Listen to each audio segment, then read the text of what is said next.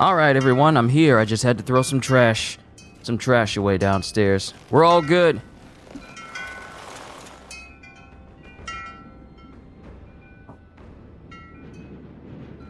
We're all good here. Good to see you, Psycho. Good to see you, Halster. Whew. How long has it been since I've done a gaming stream at 12, huh? It's been 3 months. It's been 3 months since I've been able to do a stream at this time. Because normally, I would have been doing a One Piece reading. But, just thank you, everyone. Thank you for the support of that series. So, what I feel today is we're going to be finishing Atlas Fallen today. Yo! Exil! Good to see you.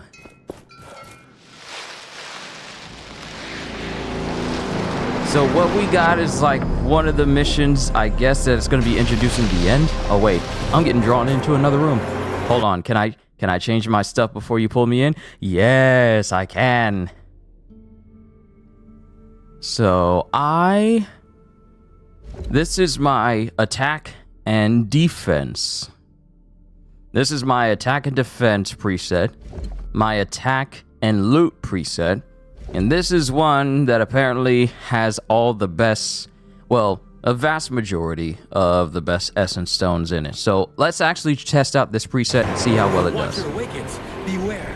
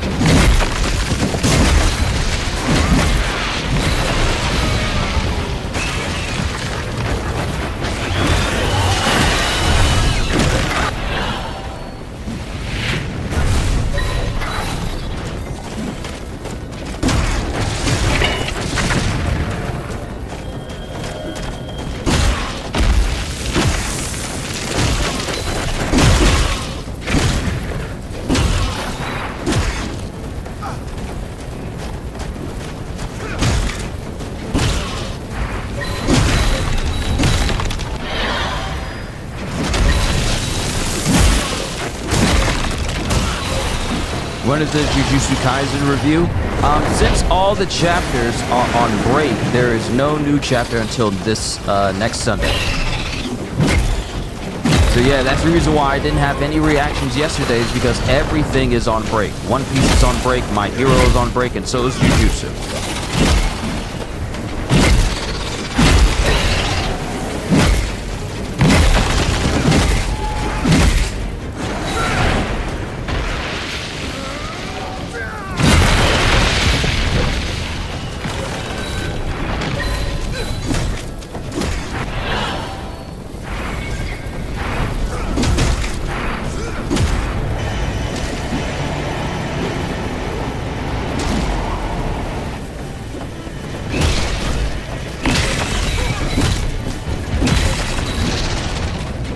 Oh, that is kind of overpowered.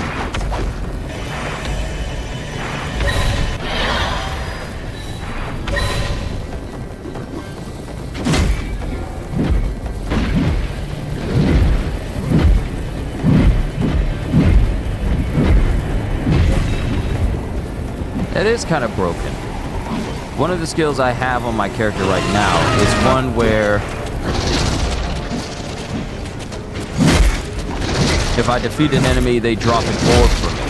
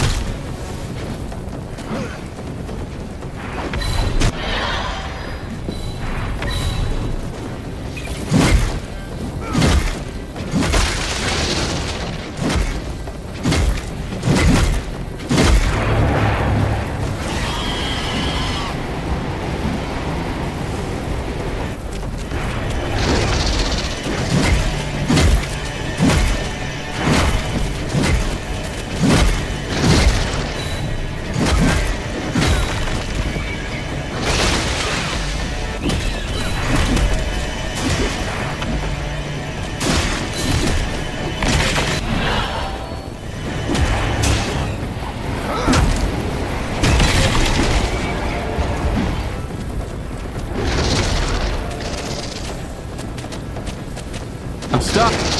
I'm stuck in a falling animation.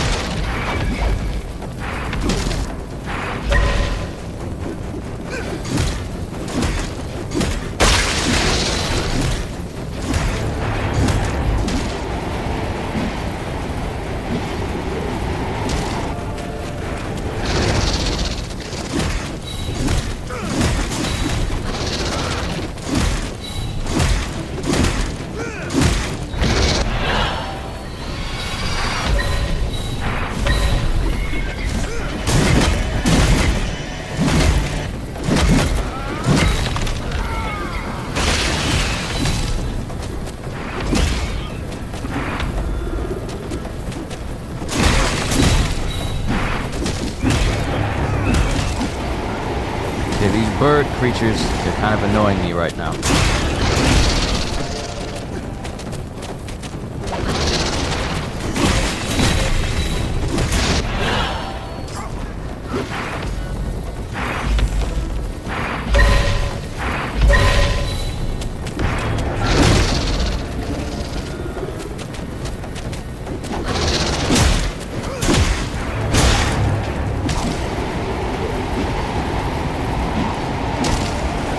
I wonder if I'd be done with this encounter already. Yeah, if I had used my pure defense and attack.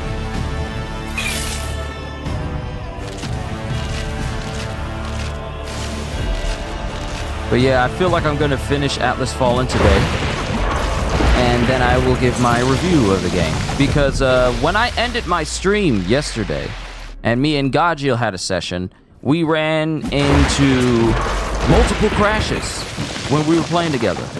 Gajil, first I crashed. Well, first my game froze.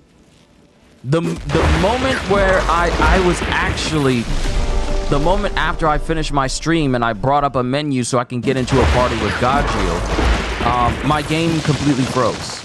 It didn't crash, it froze, and I couldn't do anything about it, so I had to exit out. I had to do like a hard reset and then bring the game back up. But later on, when we started playing together, well, first, my game crashed. When we tried to play with each other, my game just completely crashed, and I got disconnected from Gajil. Well, Gajil got disconnected from me.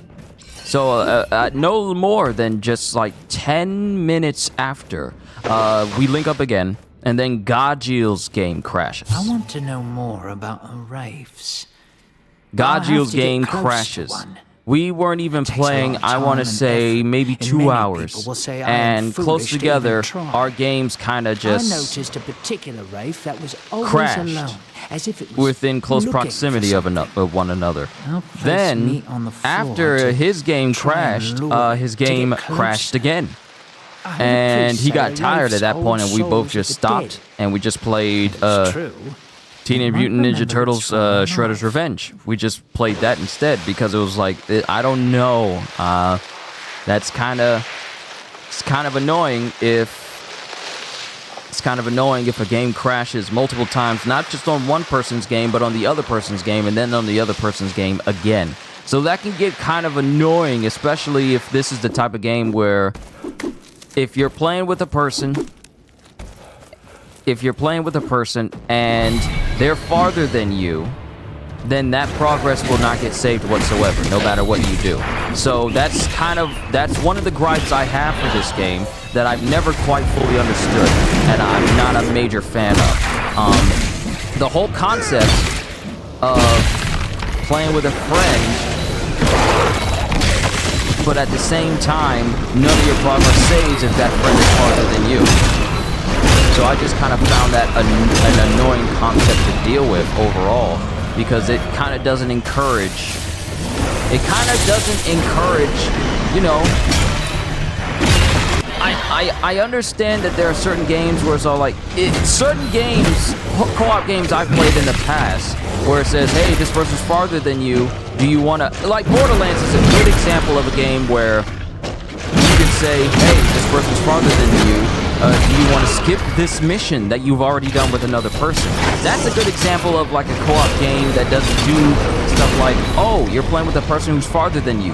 Well, none of your progress will save when you go back to your person.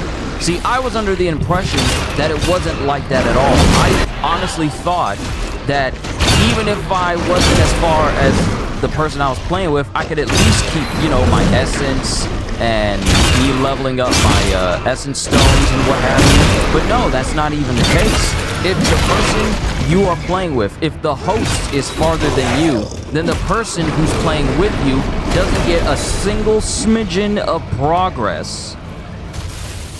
A single smidgen of progress saved. CJ, it's good to see you. Welcome back to Gaming Streams at 12 o'clock. It's been 3 months ever since I had a stream like that, simply because I dedicated all that time to just reading One Piece. But it's good to be able to do gaming streams early in the afternoon again. Let me tell you, it's so liberating. Well, I wouldn't say it's just like straight up liberating, but it's good to be able to do this earlier in the day than I used to in the past. But the whole system, the whole co-op system for this game. Now, mind you, there's a lot of fun things that I like about Atlas Fallen, yet at the same time, I can't just pretend and be ignorant to the problems that it already has, such as the whole co-op feature. Do I like playing co-op with Gajil? Yes, I do. What I don't like is me playing, you know, a couple of hours with Gajil and nothing I do stick whatsoever.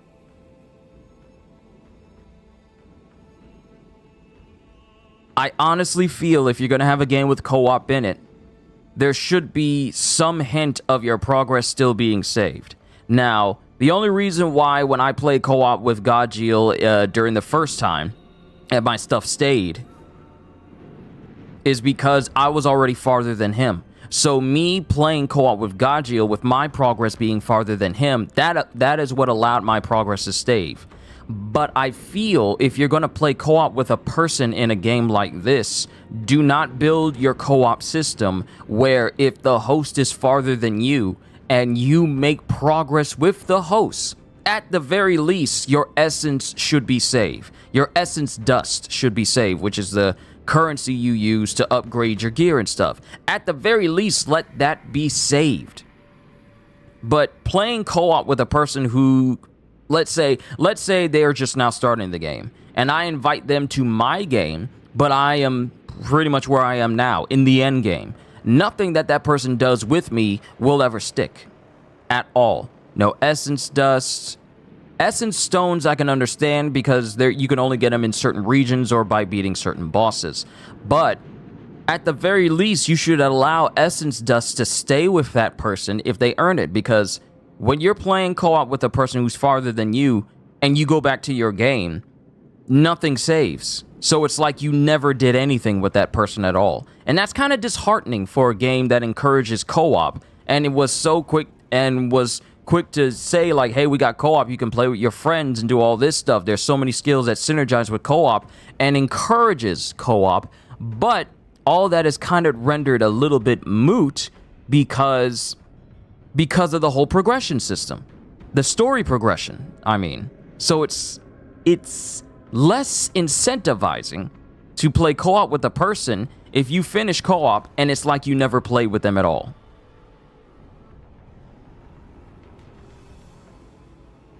Also, DJ, good to see you. Good to see you. Holster, always. You saw the Mauser video and you've not felt that bad for a robot in a long time. Look, me and Gajil were going to knock out that combo hit trophy for Shredder's Revenge in that one go. Because we learned that that's this perfect stage to get that done, but we never got around to it. Another, let's see, how are things going? DJ, things are going great. I'm doing what I love. And I can't think of anything better to say that's going great than that. Let's see, another one is Spider-Man 2. People want co-op like being able to swing with your friends in New York, but Spider-Man is always going to be single-player story mode. Maybe Insomniac is going to make some multiplayer or co-op games in the future. We'll see. They're working on an unannounced multiplayer game, but we don't know if it's going to be a superhero one. But I'm actually very glad that Spider-Man 2 will not be co-op, because there's so many things you can do for co-op, and I'm pretty sure Spider-Man 2 with 2 people swinging around the city doing whatever would work out fine. But then you gotta think about all things that deal with co-op and what is being sacrificed from single player in order for multiplayer to be incorporated.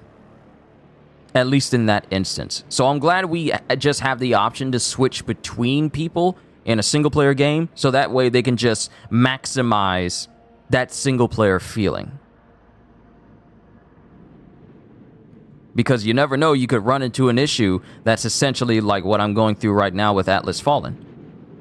Does anyone else remember the Secret Saturdays? Oh! This is Vivi Argos. Greetings and bonvenue. I remember the Secret Saturdays. I also remember that episode of Generator Rex where the Secret Saturdays guest starred. And I think I remember the episode where Ben 10 was in a Generator Rex episode as well.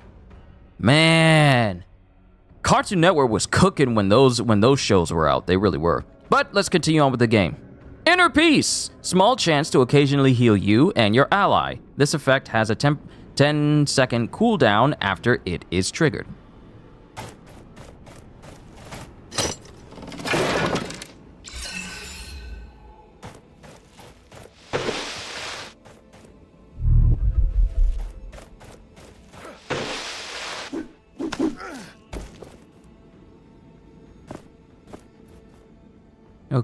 Okay, it's okay. Is it above me? I think it's above me. Hold on. Let me go back and see what you said, Psycho. Sorry, I was in the middle of explaining how I feel about this game, and I didn't see what you said about Wonderlands. You have an awesome, amazing idea. You're going to do another character for Wonderlands, but it'll be based off of Shoto, Todoroki Clawbringer for Fire, and Berserker for Frost. That's not a bad build to have. Fire and Ice? It could work. And you can have both of those effects going at the same time. You could call it your Todoroki Phosphorus build. A mixture of hot and cold at the same time. Sounds like a good idea. I really haven't played Wonderlands in a minute. I haven't played it in a minute, so I don't know how gear looks when it's all, maximized the way it is right now. But it sounds like a pretty reasonable idea. Go for it. Go for it. And then, okay, and each character has missions, with Peter having his own side missions, and same with Miles. That is really good to know. So that means twice the amount of content. Titles, essence stones, our collection grows. I'm curious to try out different combinations now. Like, we had plenty to do with Peter and Spider-Man. We have plenty to do.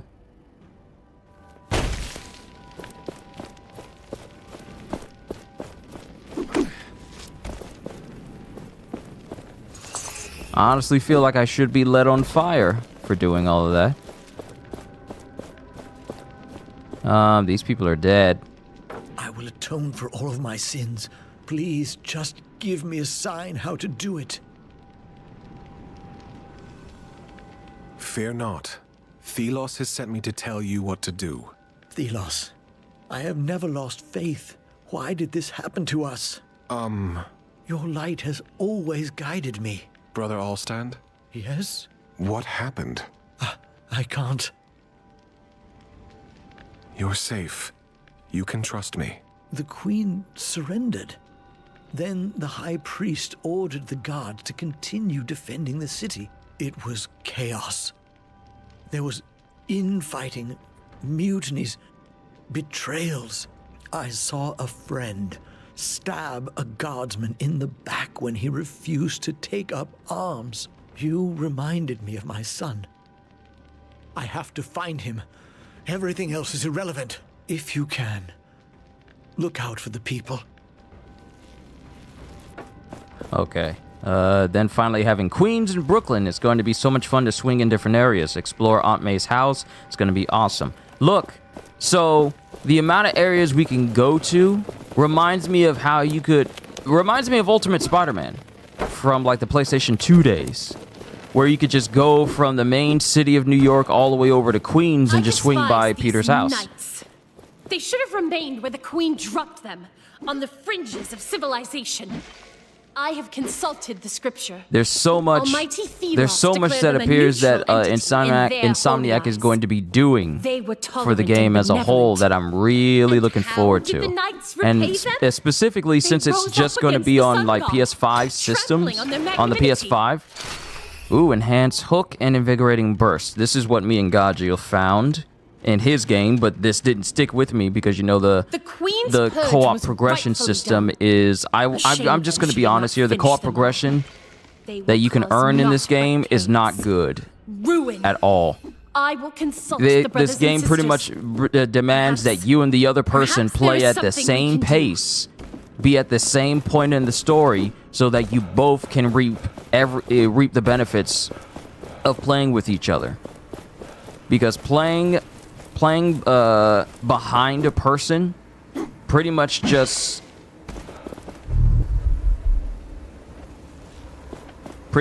puts you in a situation where either your progress isn't saved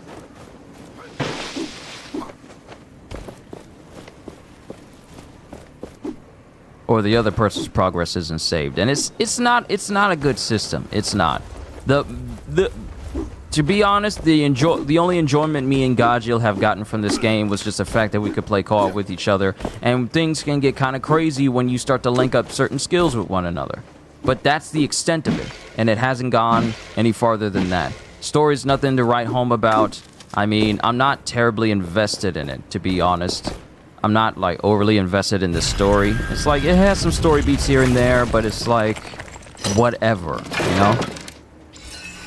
Idol of Resilience. Massively increased restoration rate of your idol when it has no charges left.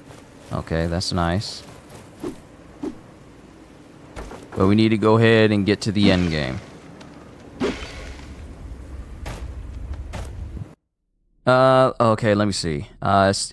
You guys are talking about Ben 10 Generator Rex crossover. Pretty sure those two shows were two of Cartoon Network's biggest at the time. They really were. Generator Rex was great, and so was Ben 10. Could be wrong, but I think they might have been. Still like the original Ben 10 cartoon. Your favorite is pretty much Accelerate. I really like to go fast. I like Accelerate, Upgrade, and Forearms. Those were my favorite.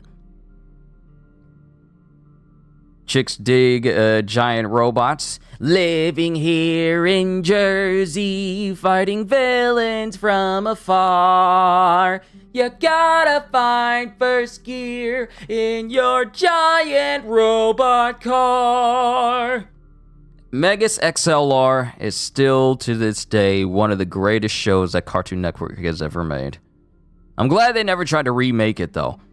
Really praise Insomniac for doing so much work. They work on Spider-Man 2, Wolverine, and then they're already making another big AAA game. It's crazy. Which characters would you want to be in the upcoming Wolverine game? Sabretooth, okay? Sabretooth is by far one of the biggest known people to go up against Wolverine in as far as his own rogues gallery. But I would also like to see, you know what would be interesting to see? And because we don't usually see him in video games, Omega Red. I would love to see Omega Red. Hulk, I would like to see. Can you imagine a fight with the Hulk? Because, you know, seeing as how they tried to tease it in Marvel's Avengers and we didn't get it, they just fought off screen, and then Kamala Khan talked no jutsu her way to everyone calming down. We were pretty much denied a whole Hulk fight. So a Hulk fight between Wolverine would be awesome to see. Lady Deathstrike is another one I'd like to see. We always see Lady Deathstrike in either the movies or cartoons or whatever. I would like to see Lady Deathstrike make another appearance because we haven't seen her in a video game in such a long time. Another person would probably be Silver Samurai. Silver Samurai would be interesting. Maybe an appearance from some other members of the Brotherhood of Mutants. Or people from Wolverine's past. But really the people that tend to want to kill Wolverine the vast majority of the time are the ones I would want to see the most. The people I mentioned is who I would like to see. Okay, I got... Okay, that needs to be leveled. That one's already maxed. That one needs to keep going. I can upgrade this. Alright, that's good. This needs some more. You know, it's pretty much obvious that Harry will be the main host for Venom, but you still don't buy it because these games like to surprise. A plot twist Insomniac is going to surprise us. We just have to wait and see. You like what Brian Intihar said, that Yuri Lowenthal, Najee Jeter, and Laura Bailey are the perfect team. I pretty much watched the whole Comic-Con panel video. I have not, but I saw all I needed to see to know that we're in for a very fun ride. A very fun ride concerning Spider-Man. I need Ferdrite to enhance Providential Shatter.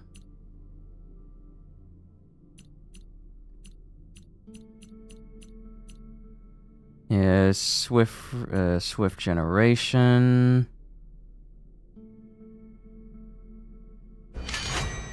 Alright, that's good to go. Alright, let's fast travel over to the new location. See what all needs to be done here.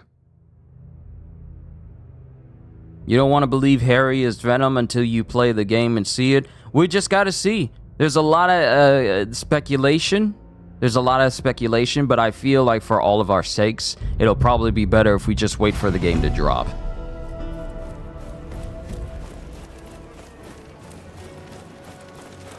I did not think so many would come. Are they not afraid to die? They are probably more afraid of losing this fight than dying.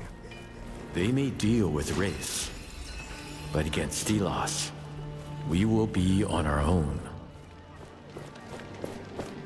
And apparently the armor that I'm wearing is apparently the best armor in the game. Curative Barrier. Create a barrier which protects you from the next hit and heals you for this amount instead. We will celebrate our fallen when the fight is done. Rest now. It is not over.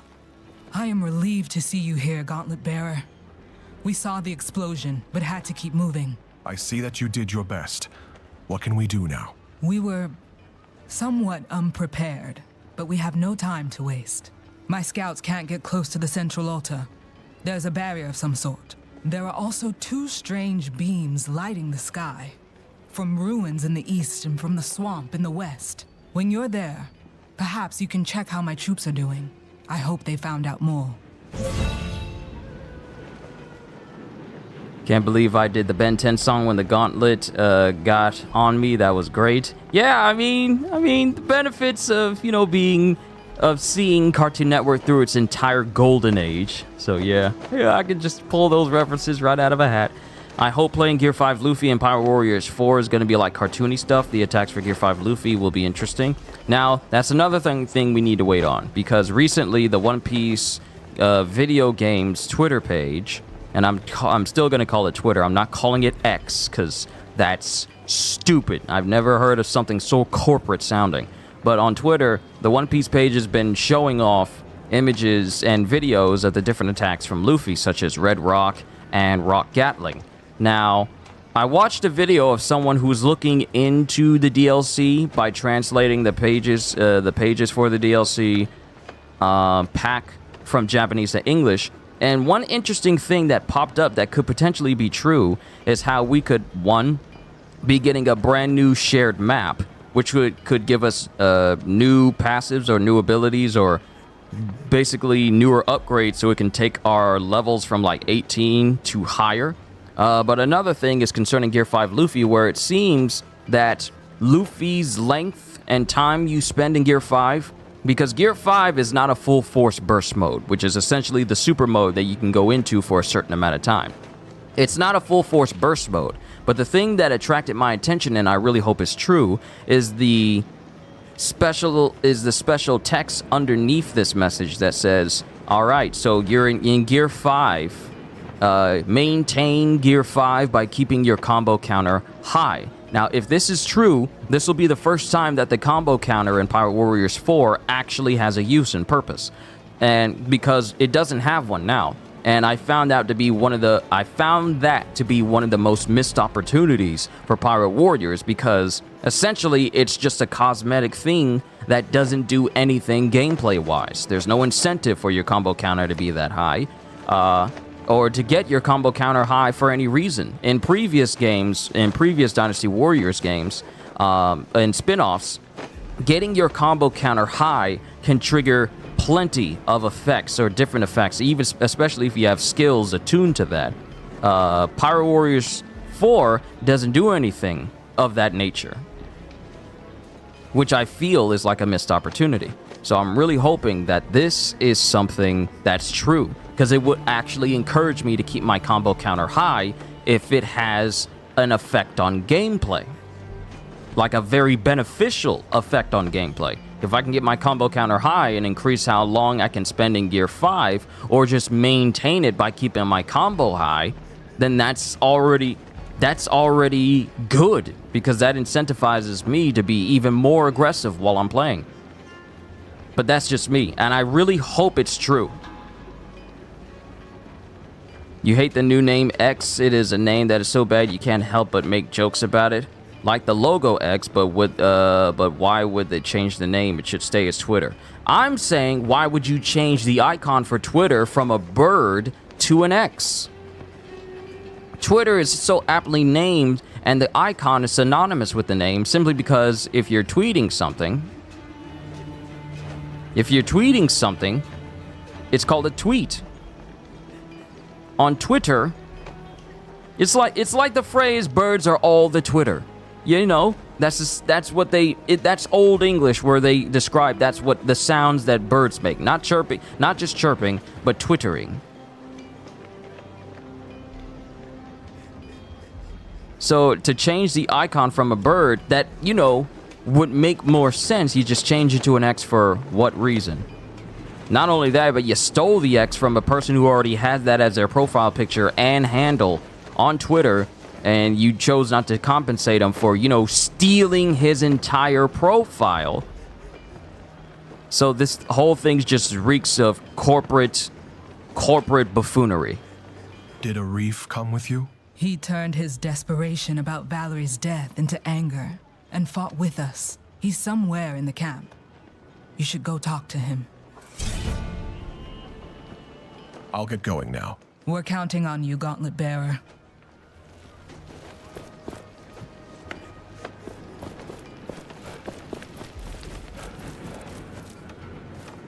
This is it. The final battle. Against a god, no less. Why don't you take a look at my wares? I might have something of use to you. But I'm already square. I'm already square when it comes to games. Depending on how I feel after I'm done with this game, this is probably going to make its way towards going towards my Spider-Man pre-order. Just be honest with you. Just depending on how Gajio feels in our next session, if he even feels like continuing a session with this.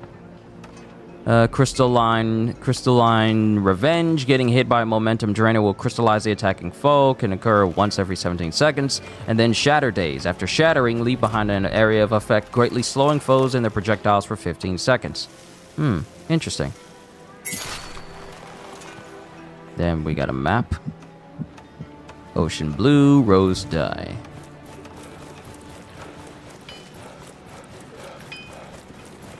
Why couldn't we send a few knights back with the wounded? We need them. I know we always haven't seen eye to eye, but we will fight side by side.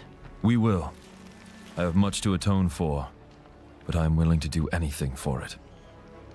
Greetings, my friend. It is nice seeing everyone here. Seeing you here. I know this is where I must be, but I am just desperate. It is over. My search is over. Valerie didn't deserve this. I just hope to see her again in the afterlife. There was never the right moment before, but there is something I need to tell you. My powers let me see echoes of her past, traces. I heard her speak. One thing stood out to me. She would never cease fighting. She knew of the gauntlet's importance. She was determined to bring change until the very end. I admire that about her. This needs to live on with the Knights. With us. I can't truly fathom the powers the two of you have been blessed, or rather cursed with, but I thank you for telling me, for understanding her. It's the least I can do.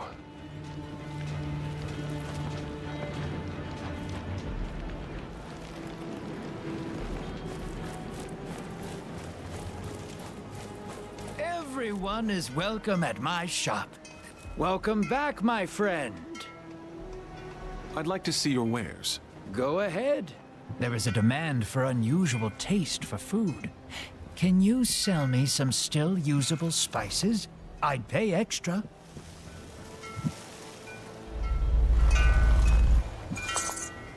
Alright, so one of my pieces I need to upgrade. I need to find out which piece I need. There's Ossodrite, there's an Essence Core, Cordrite, Zeedrite, Furdrite. I think I need Furdrite.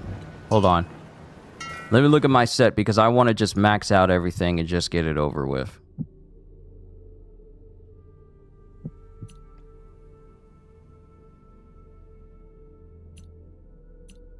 Okay, we need Furdrite for Tenacious Parry.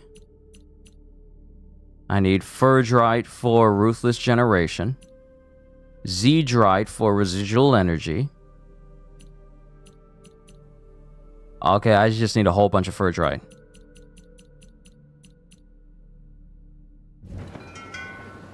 Yeah, guys, I know. All these corporations, especially people like Musk getting their hands on platforms and everything, and then just treating it as like their own personal playground.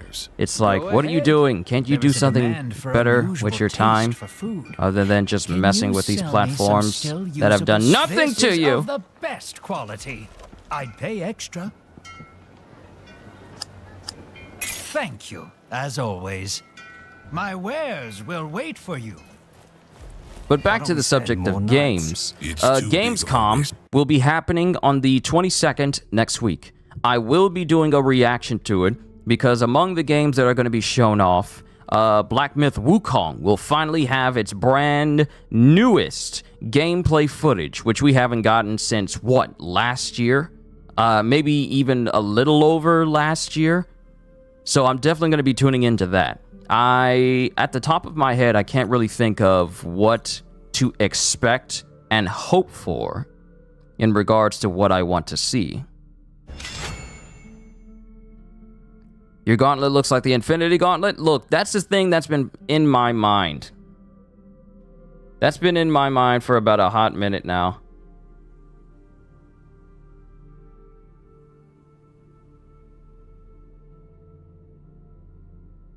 That's been on my mind for a minute now. I'm just thinking, okay, with all those holes he has in his gauntlet, let's just turn it into the Infinity Gauntlet at this point. I mean, it's a gauntlet with an insurmountable amount of power.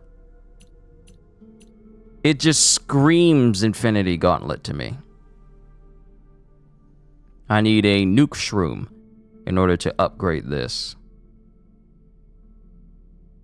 It's not Thanos, his new name is T. And the Infinity G. The Mad Titan T and his Infinity G. With the Infinity S's.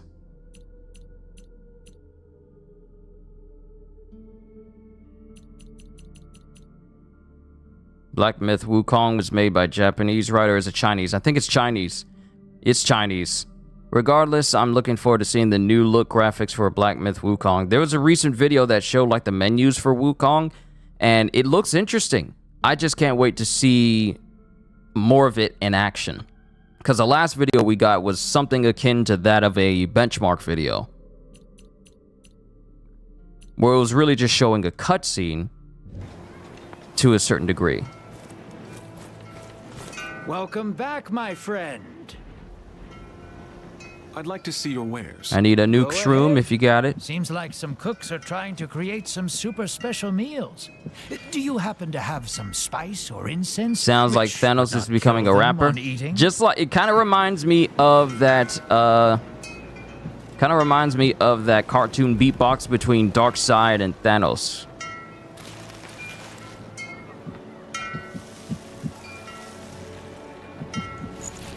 My wares will wait for you.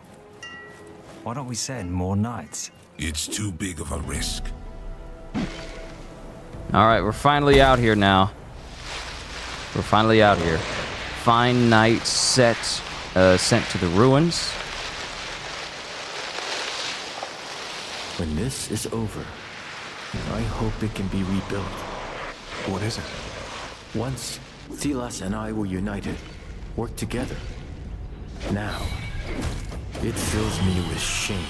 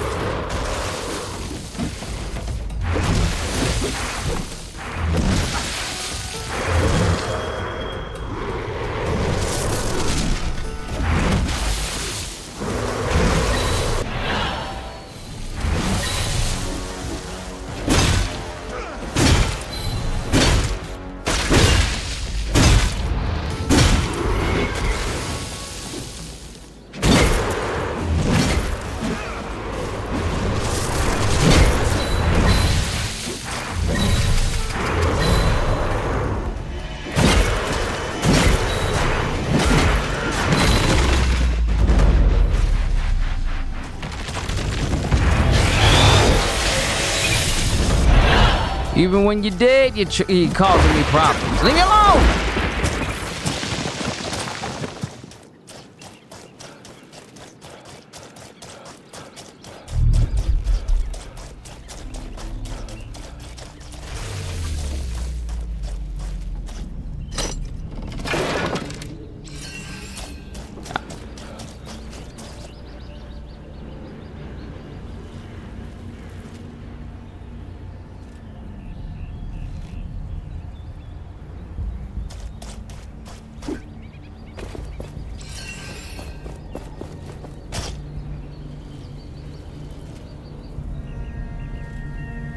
The armor you are using is not ideal for the upcoming challenges.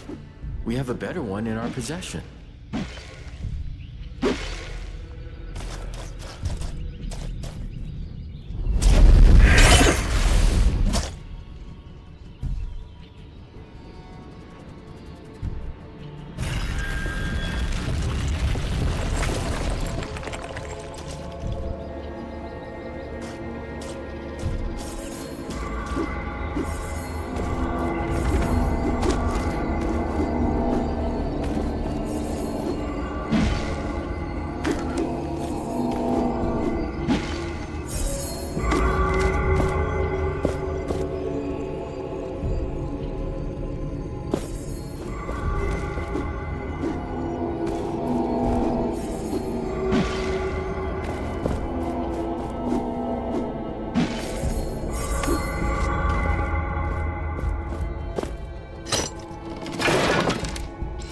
Piece of armor. Maybe there's a smith at the camp who can do something with this. It looks like some kind of protection. Maybe they could do something with it at the camp. Most likely, but we should gather more of its pieces first. It will not be of much use on its own.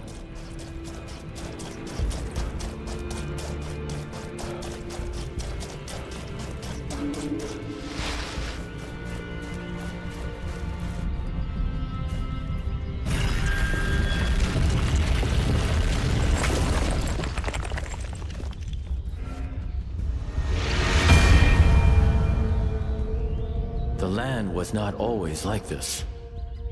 Selos demanded essence. Once it was harvested, the land began to decay, to die. The price of his eternal power, devastation.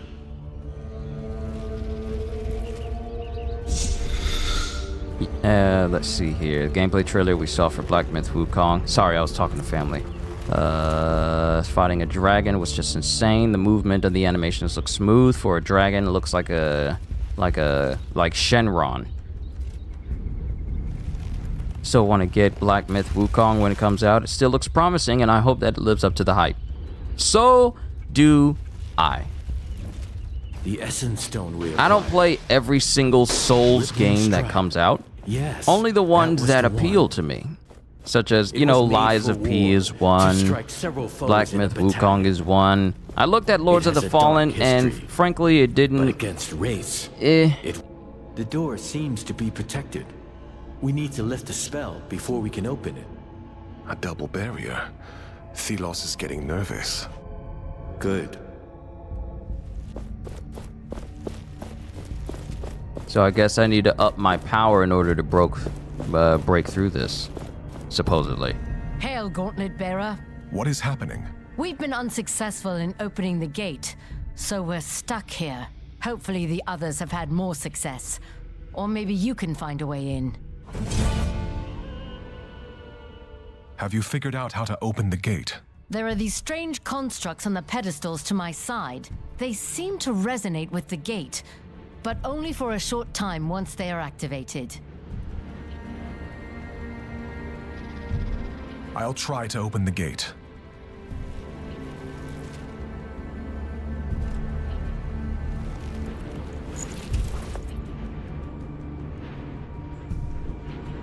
Give me a sec.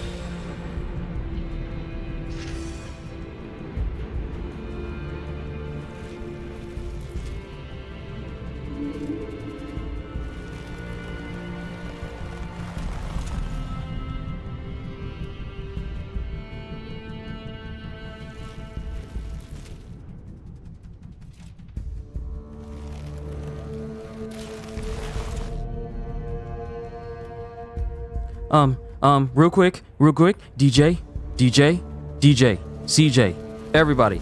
CJ, I don't think you resolved that issue with Discord yet. DJ, are you in the Discord? Please say yes, cause someone just posted a we were just talking about Gear 5. We were just talking about Gear 5, man. We were just talking about it, and Maka on Discord just uploaded a brand new tweet from the One Piece video games Twitter showing Luffy going Gear 5, and it's oh my goodness, dude, I'm happy right now. Oh my goodness, it's showing Luffy going Gear 5, and he's just bouncing like in the animation. He's just hopping and skipping along. That's how he gets around, man. Okay, let's go. Look, and he like, oh, I gotta watch the video later. I have to watch the video later. Wait, I need to open the gate.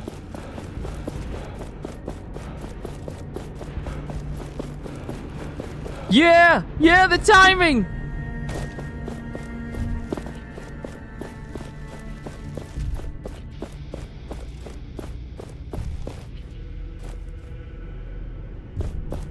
You can't walk at all. Created these things. Stop, don't! It's hopeless. I'm sorry. Y'all want me to go all the way out there?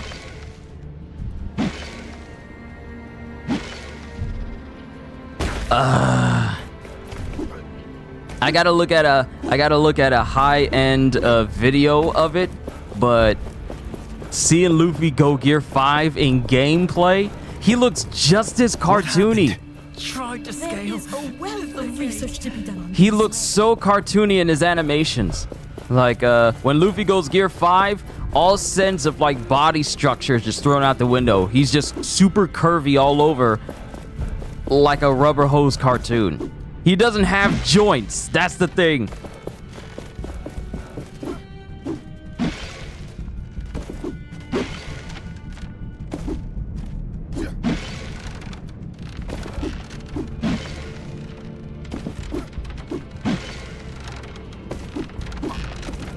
These walls are still standing.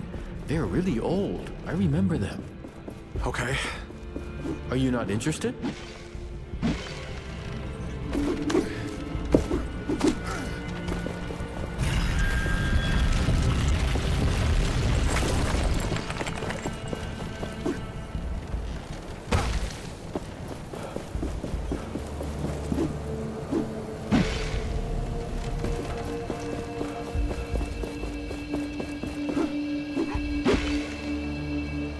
Why am I hearing the hum of the crystal before I even get there? Dude! Game! Really game! Oh my goodness. What is...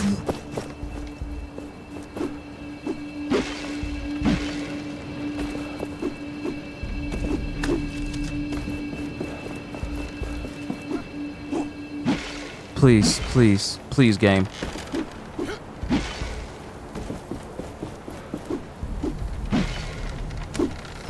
We have to start over.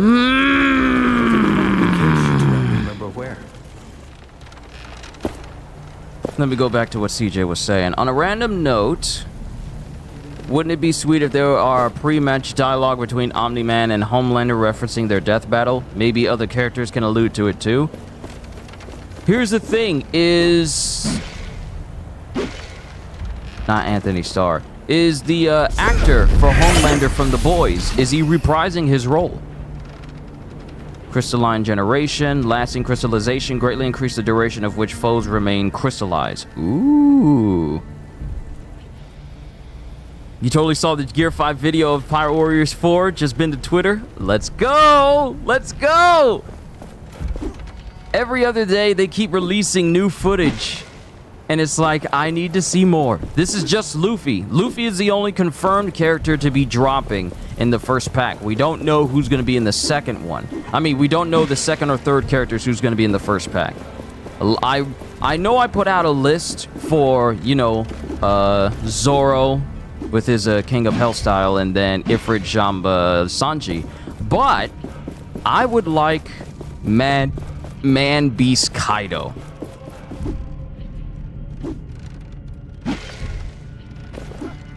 Man Beast Kaido and maybe Yamato. Because people want Queen and King and everything, but wouldn't you want the King of Beasts where he's at his strongest form?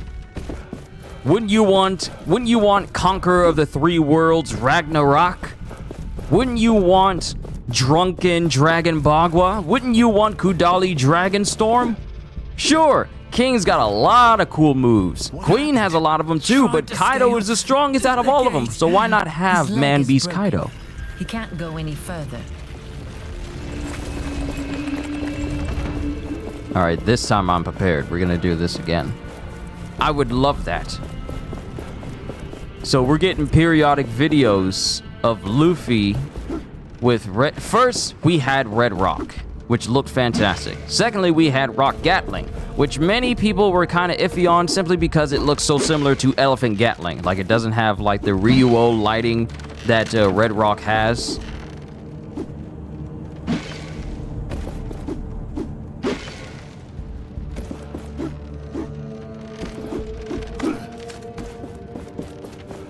But then we get Gear 5 today, and seeing it in gameplay, where Luffy is just a happy-go-lucky cartoon man. We live in the age where Gear 5 will be playable! You saw Roger's picture. Divine Departure will be the only attack. I can't imagine how strong is that. Here's what I have to say about Roger being added as a playable character in a Pirate Warriors game. He has to be the strongest. All of his attacks have to be monstrously strong.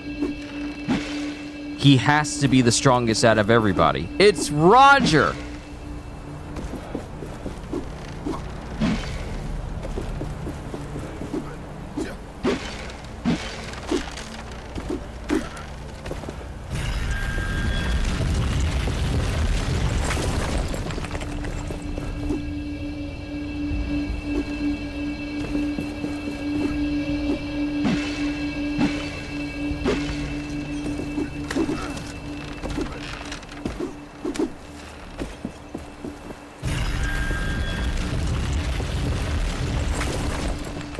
Almost done. You were saying? You missed your chance. Come on, do your thing. Are you sulking? No. Do not fall.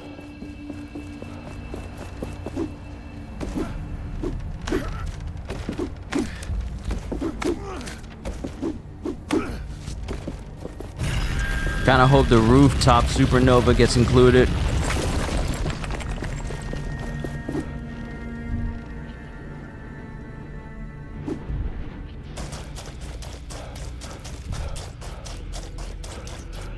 Or even if it's just a moveset update or something, I don't know.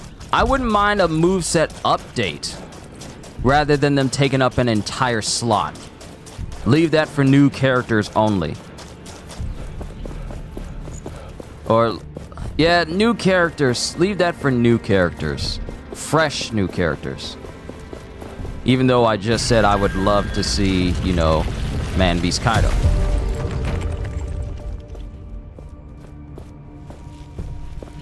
But updating Law and Kid's movesets would be nice, along with Zoro's.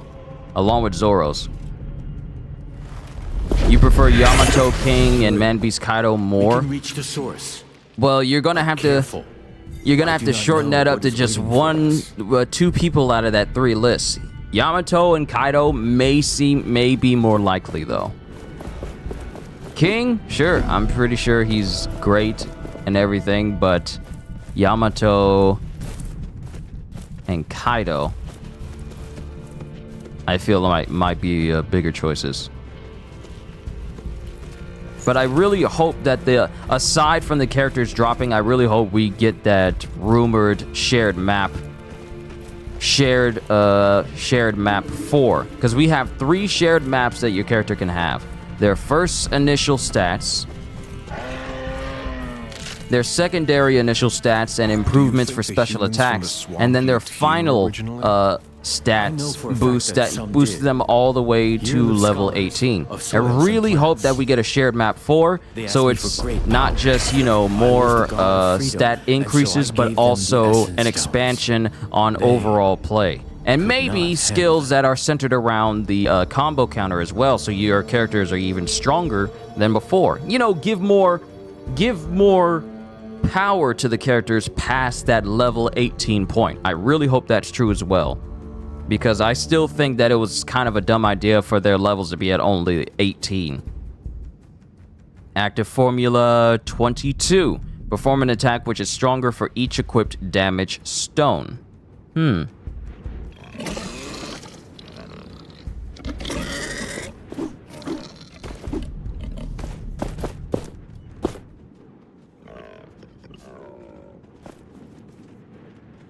You want more on Bandai Namco, like great games they make, not just another Pirate Warriors. We need the real One Piece game. I mean, there were some games that are great, but new One Piece game. The last game they did was Odyssey, and I wasn't really a fan of like the turn-based nature of it all, and how it had an emphasis on, you know, class-specific weaknesses and stuff that didn't really mesh all that well. Mind you, I enjoyed, you know, seeing the characters and everything and going through story beats again, but the gameplay really didn't sell it for me as much as I would have liked. In the long run of things.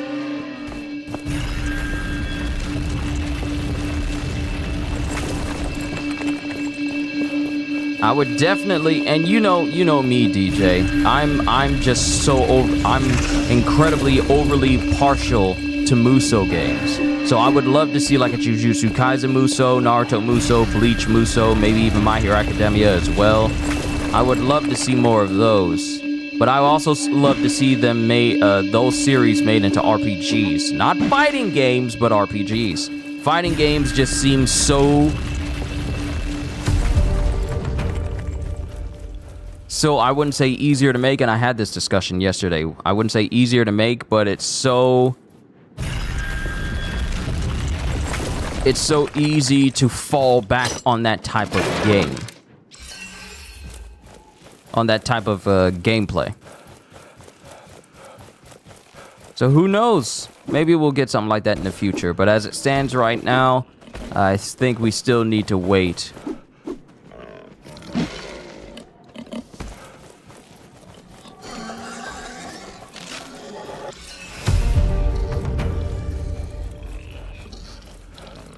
We need to wait just a little bit longer before they decide, you know what? We don't have an RPG or action RPG of Jujutsu Kaisen. Let's change that. That's what I want. Does this game have fall damage? Yes, but it's not as bad as you would think. I fell off an entire cliff and only had like maybe about a good 20, maybe 15% of my health taken from falling from a high cliff.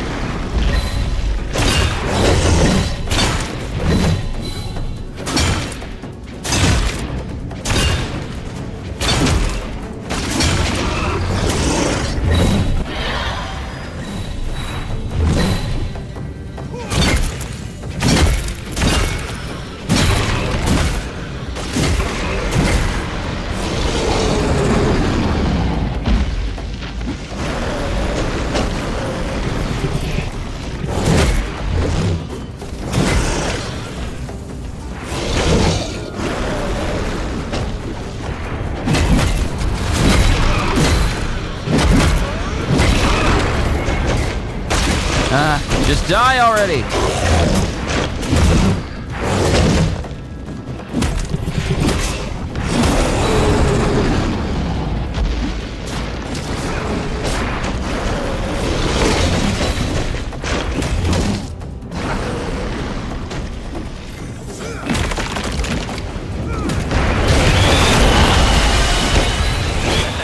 Return to dust. Shatter it.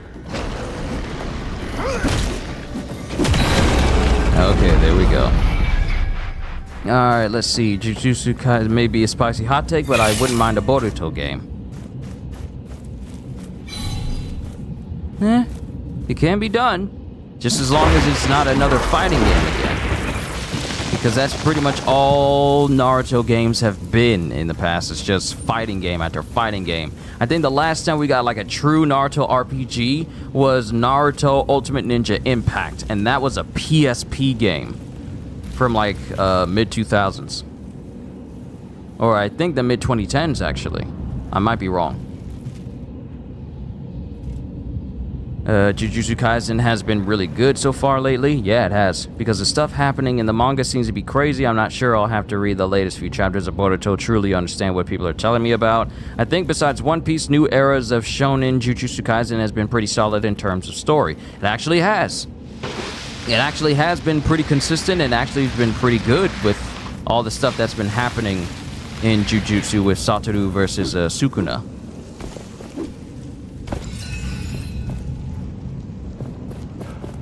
It's actually been a very entertaining fight to watch. I'm just grateful that I'm not the person in Jujutsu who's paying for pay-per-view just to view this fight between Satoru and Sukuna, because Mei is making bank off of showing off this fight.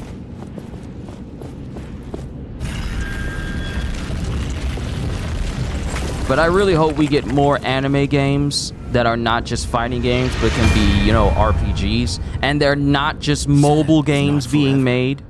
Without Thelos' influence, everything but that's will just grow me. again. Can we really do it? Take down a god? It has been done before. And I believe in you, Gauntlet Bearer.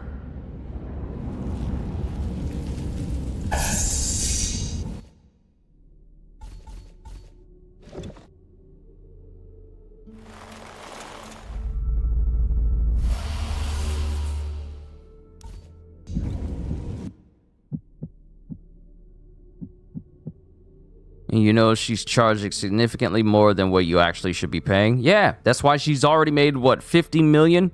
I think she's made 50 million already.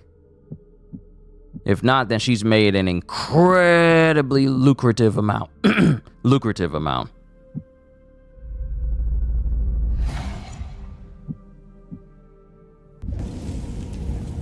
Don't like how some people are calling the animation AI in the latest One Piece episode where Luffy goes into the Gear 2nd pose while in Gear 5. That's because they've seen too much. They've actually spent too much time looking at AI stuff that, frankly, their ability to discern actual hand-drawn animation from AI is skewed.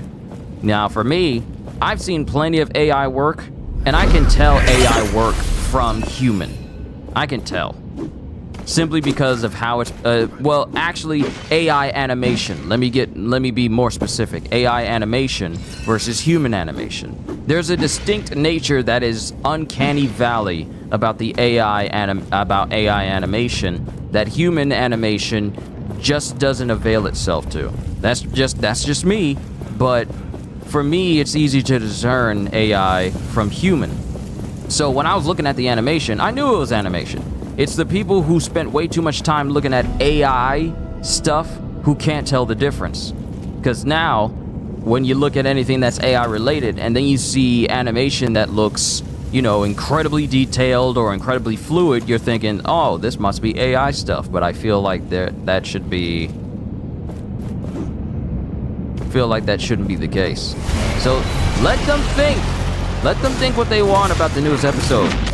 Saying stuff like the animators have gotten lazy. But, they have not. If anything, they've shown the exact opposite of lazy and shown that, they're some of the best animators on that team. And I'm dead.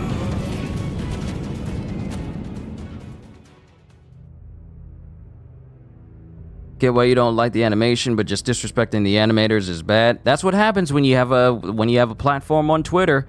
You get to criticize stuff without fear of consequence.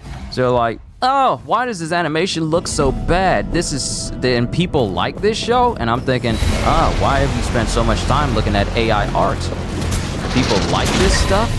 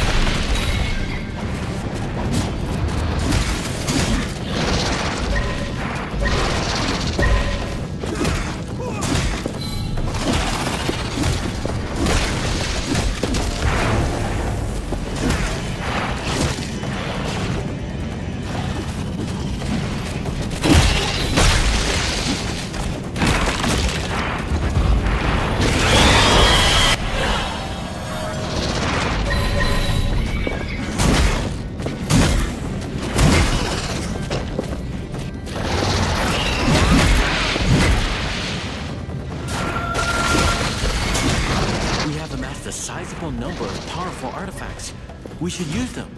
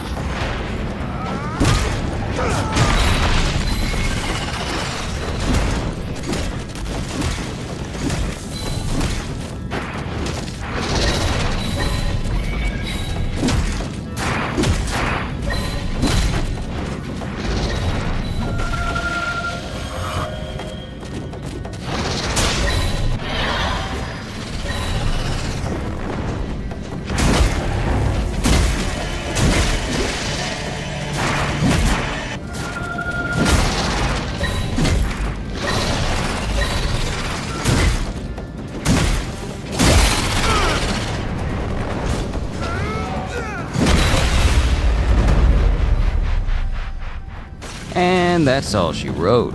Ozzy, good to see you.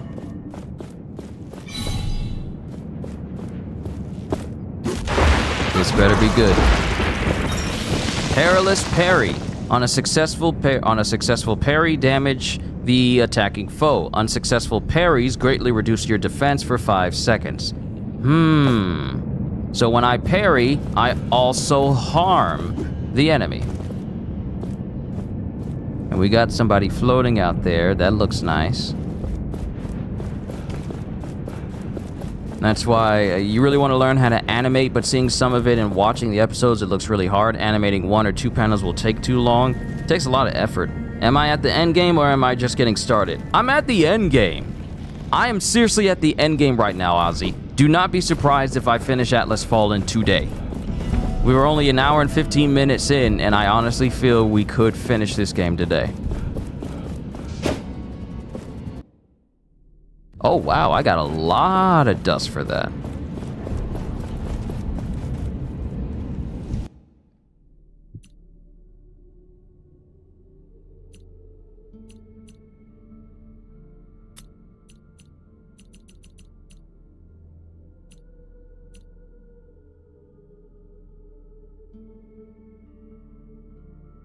You know what? Let's go ahead and upgrade my Providential Shatter.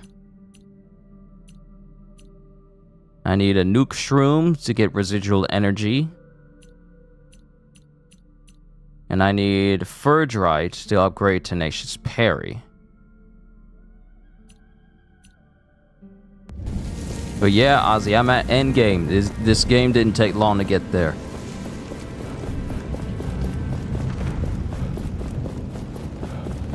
And though my initial impressions of Atlas Fallen seem to be like, there's some potential here, it's kind of gone a little bit. It's kind of feels like there's a couple of things that popped up that caused this to be changed.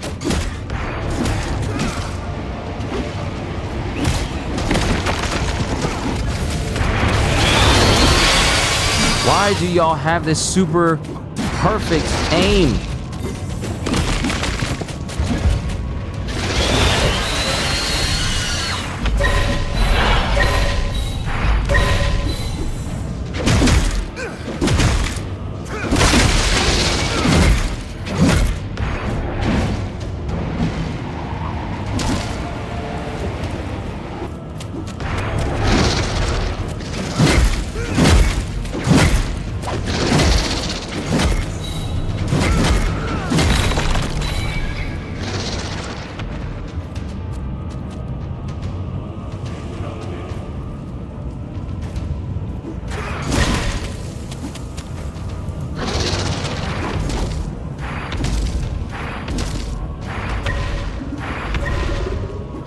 like, what's going on, game? Why won't you let me parry? I'm parrying.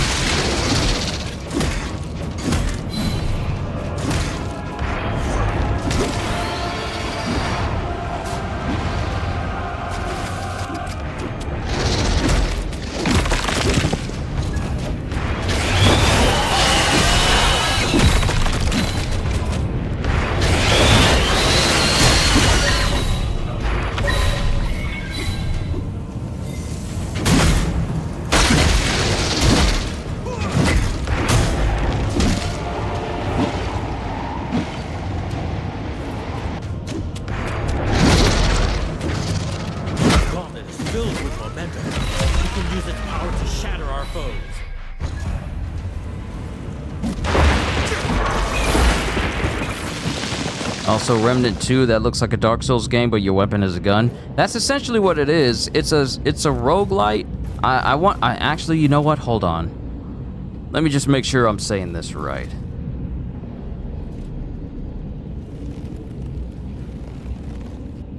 Let's see. Yeah, I wouldn't even call it a roguelite. It's just called a third-person shooter ARPG. Doesn't even classify it as like a roguelite or a roguelike.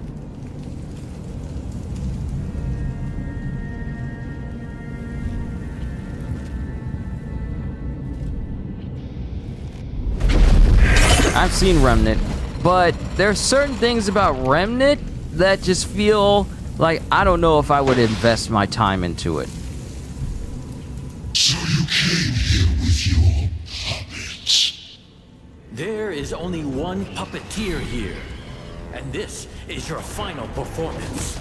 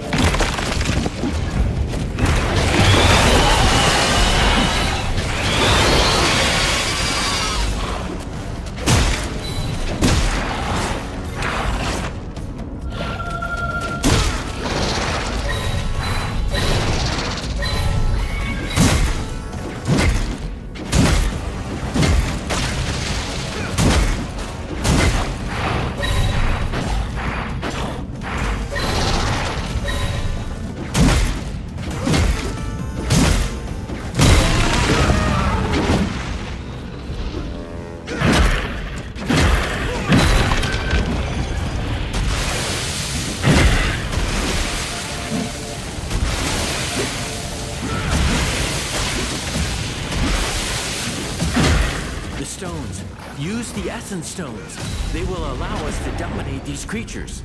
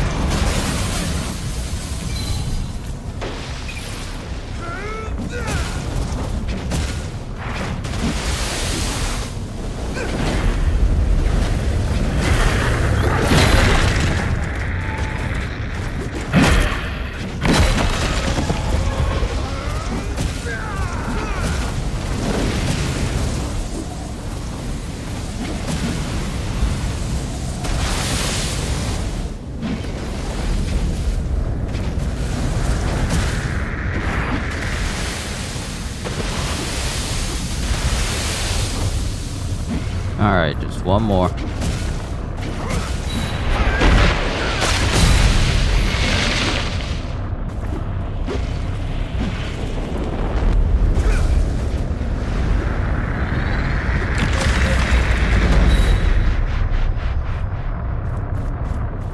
All right, there we go.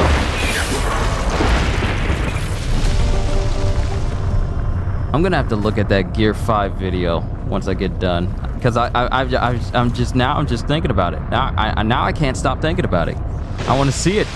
I gotta see it.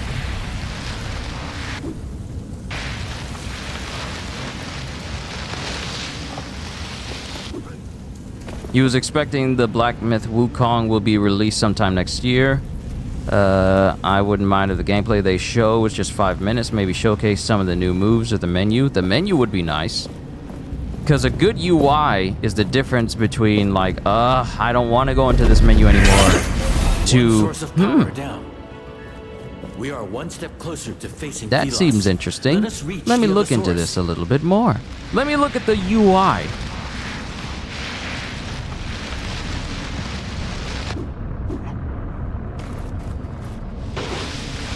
There's something up there, I want to grab it. But we'll know. We'll know at least how the game looks currently, because I think it's still in development. We'll know how the game looks currently come Gamescom. Kitty, it's good to see you. I'm just messing around with Atlas Fallen.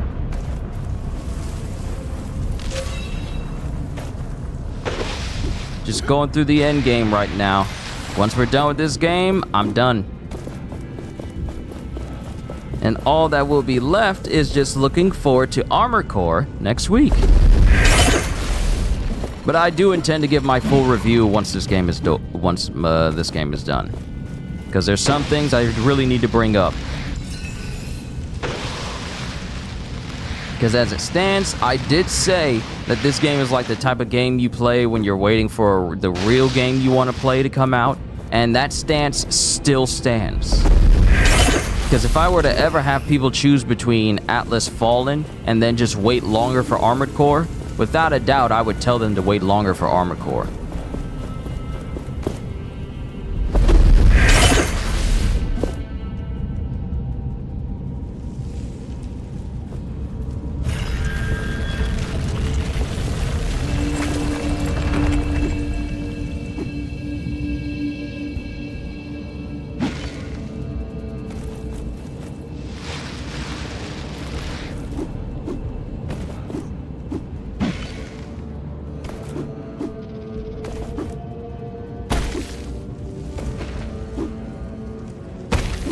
Game?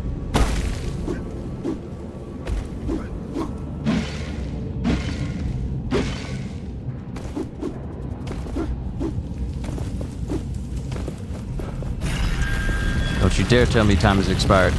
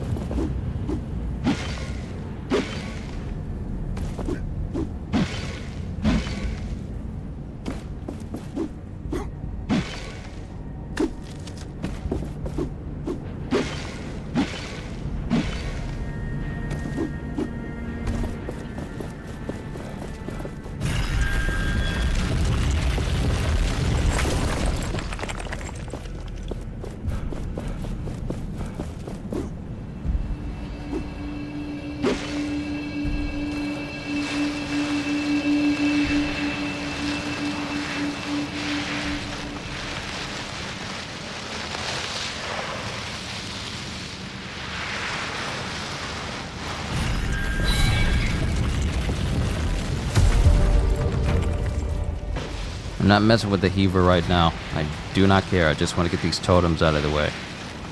Even though they're not even part of the main mission I'm supposed to be taking care of.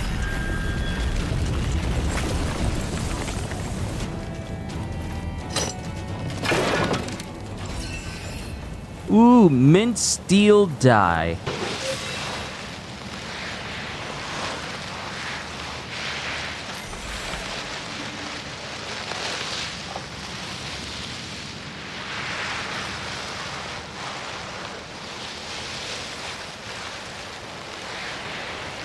I hate the Conjurer.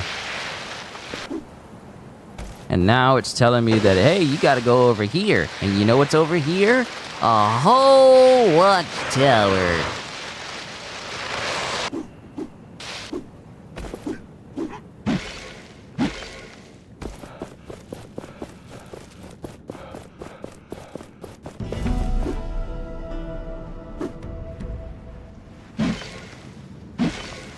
Oh, it wants me to fight the Conjurer in order to get past here, but, should have put invisible walls. Up there, the energy source. Because now we're even closer to this Watcher thing that's been watching us this whole time. How about a less Kurt Stompy anime universe gauntlet? Apocalypse and Mr. Sinister versus the same anime series from yesterday. Apocalypse can pretty much give himself any sort of superpower, and I believe Mr. Sinister is in the same boat to a certain degree.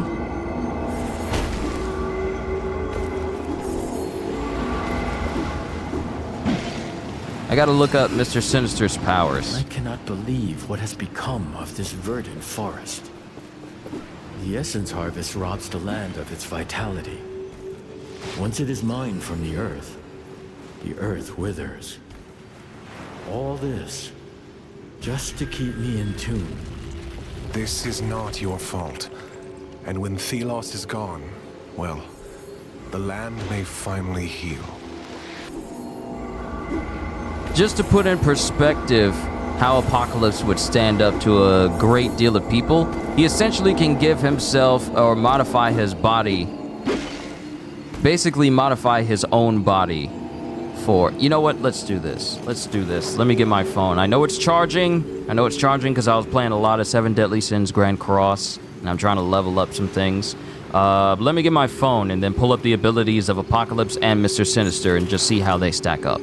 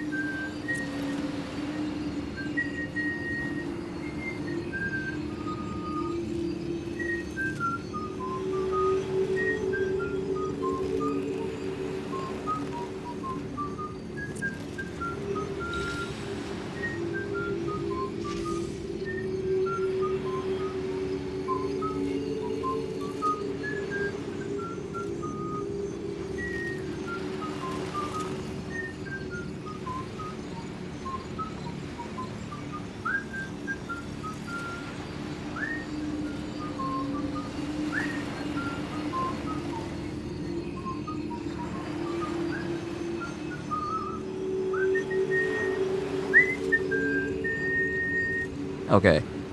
All right.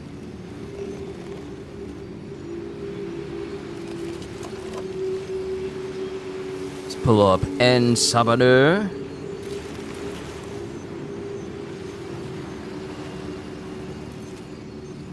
And then Mr. Sinister.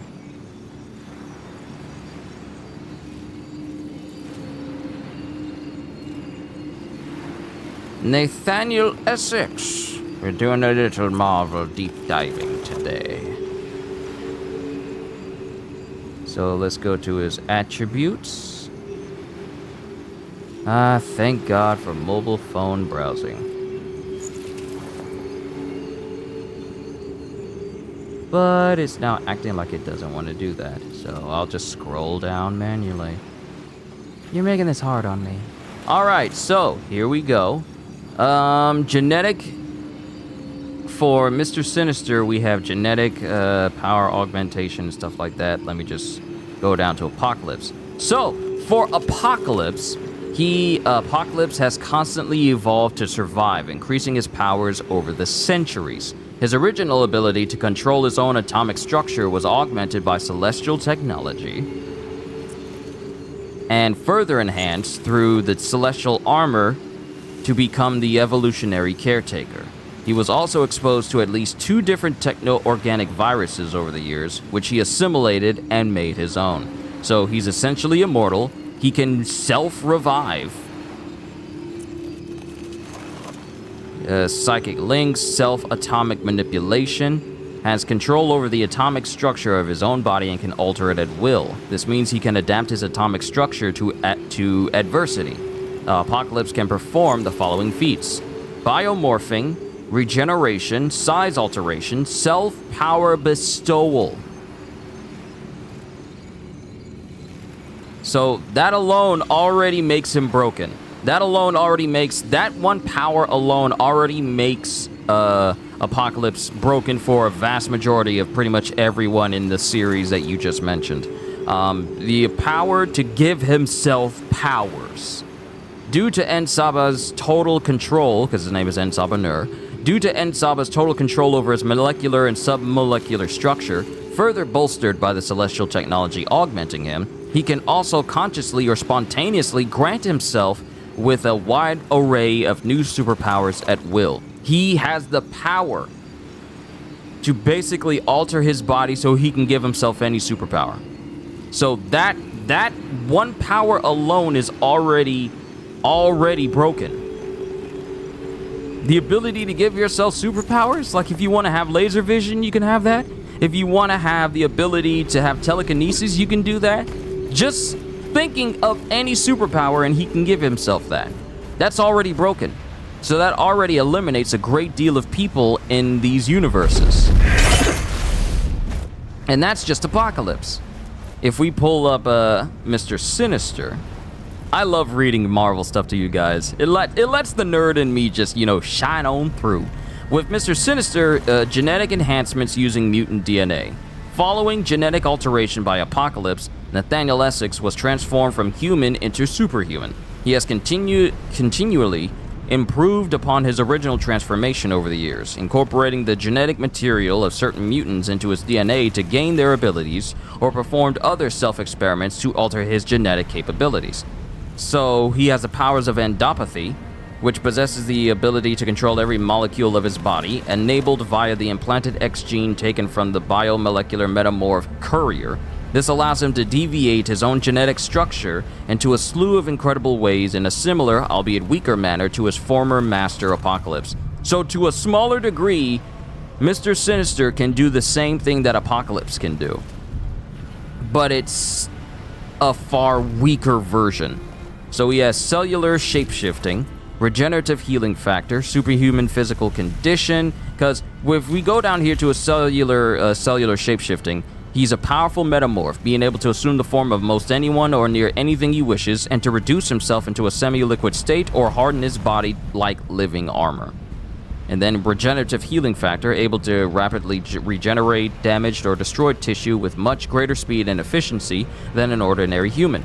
Can fully heal from injuries that result in massive tissue damage or loss, such as multiple gunshot wounds, slashes, puncture wounds, broken bones, and severe burns within a matter of moments.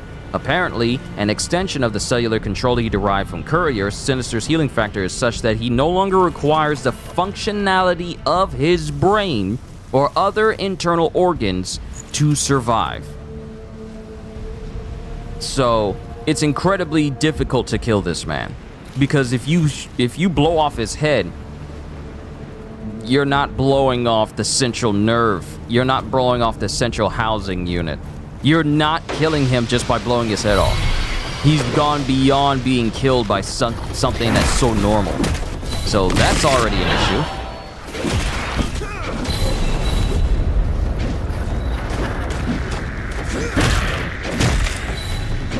Then of course we have his other human conditioning as well. Why are you backing up?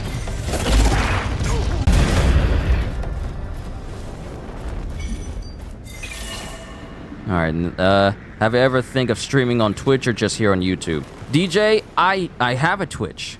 I have a Twitch and I haven't played on it for a while. Hold on. Oh, that's great. It's dropping frames. I wonder why it's dropping frames. I find you are lacking protection. We should better your armor at an anvil.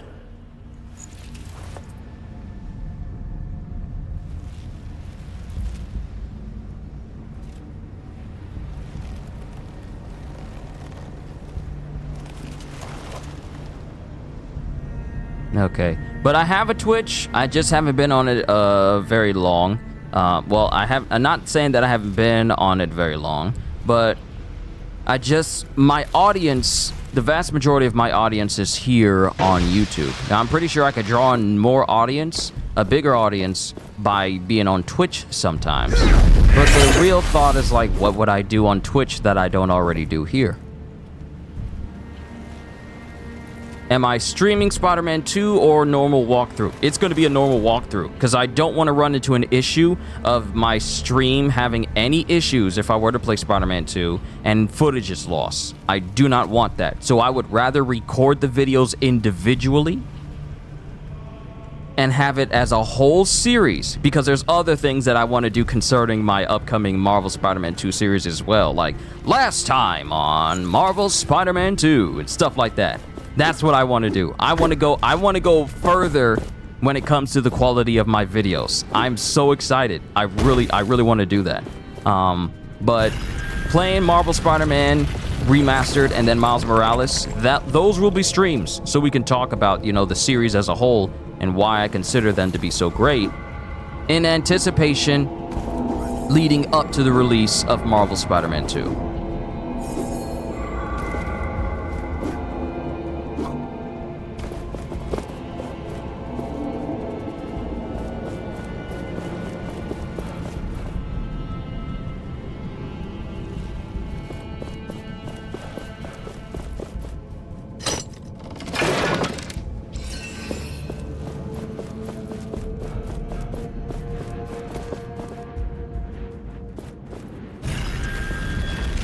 But yeah, that's what I want to do. Now, back to Mr. Sinister. He's basically just like a slightly lesser version in terms of abilities of Apocalypse. Because Apocalypse basically gave him powers, basically turned him from a regular human into a superhuman that can pretty much alter his body akin to that of Apocalypse, but to a far lesser degree. Couple that with the ability of him being able to regenerate his body at any given time, even to the point of having his entire brain destroyed, and he could still regenerate after that?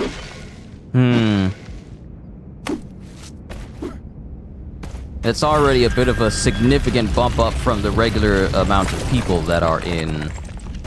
regular amount of people that's in the world of My Hero, One Piece. Bleach has a good amount of people that can circumnavigate that. Those ruins, I do not remember them. They must have been built while you were in Thelos' prison. I missed so much during my imprisonment. Once our mission is complete, I aim to fix that.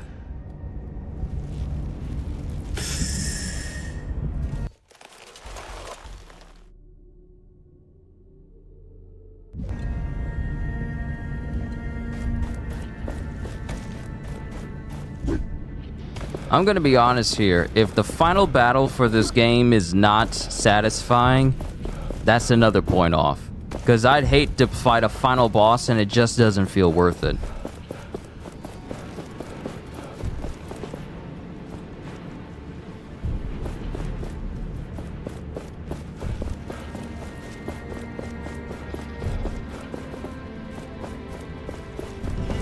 Your struggle is futile. And your end, inevitable. Come, let us end this.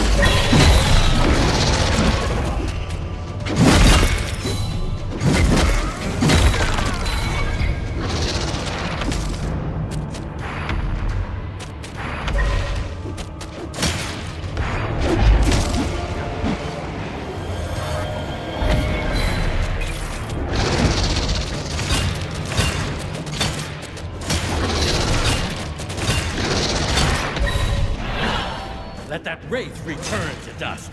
Shatter it.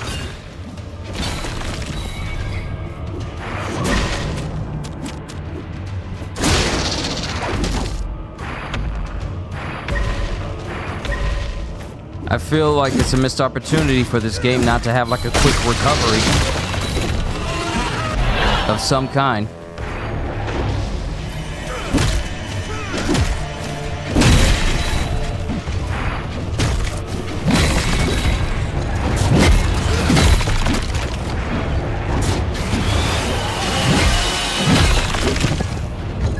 What'd you miss? You didn't miss much. You really... You're just in time to see my game crash on me, Holster. You're just in time. You're just in time.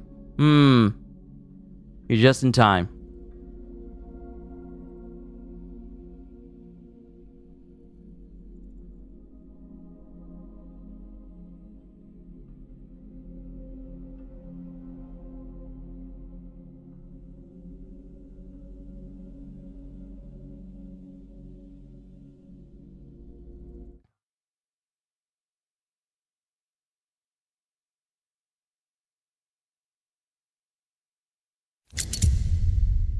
So that makes at least, I want to say 3 or 4 times that the game has crashed on me at critical moments. One of those moments being when I was just playing co-op with Gagio. What is it with these perfect timing moments today? I have no idea. I have no idea, Holster. I have no idea. It'll put me back at the anvil before I started that big old fight, which was going quite well, mind you.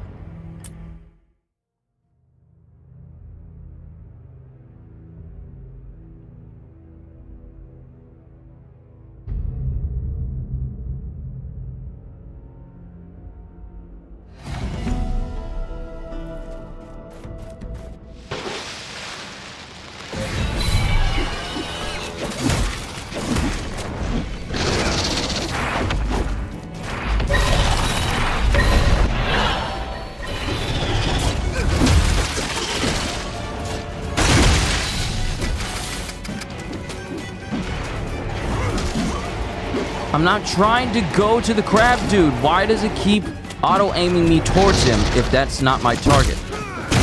I literally have to put on target lock in order for my attack to aim in that direction.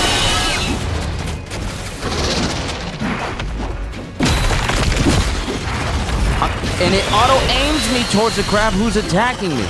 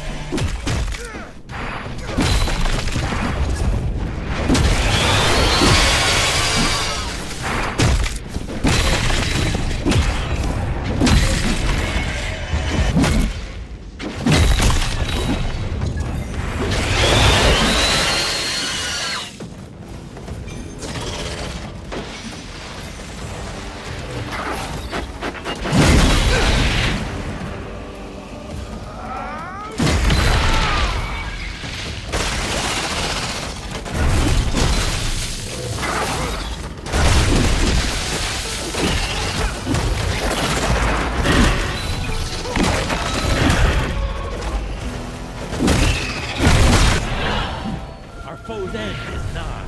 Shatter it.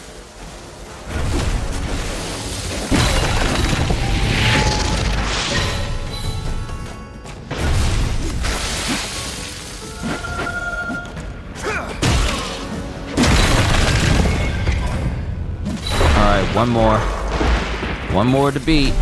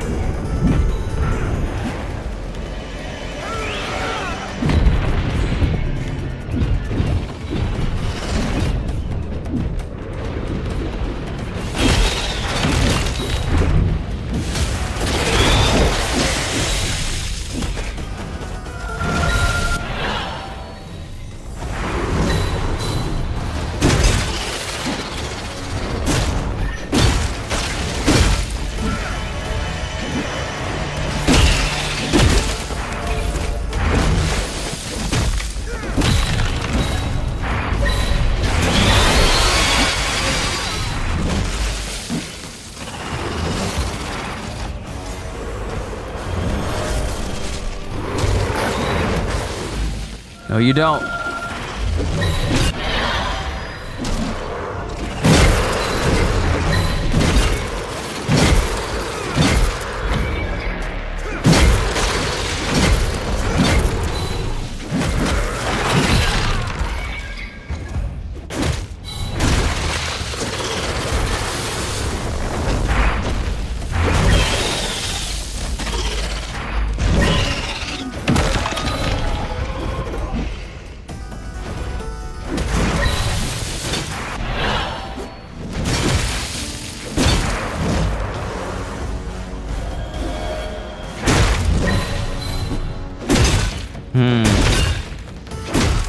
Question: how does everyone feel just watching this? Because it's not just my opinion, but how do you guys feel just watching this battle take place?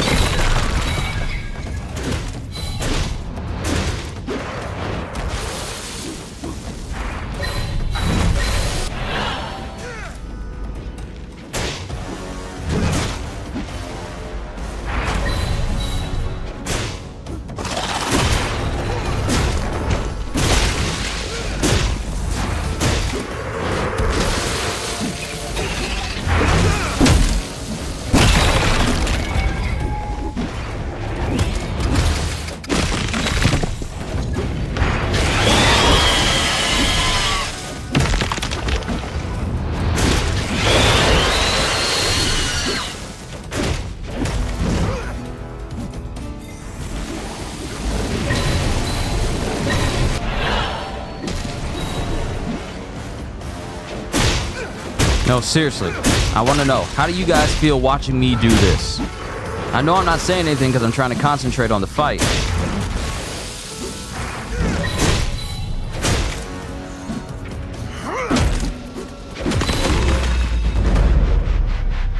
But how was that to y'all?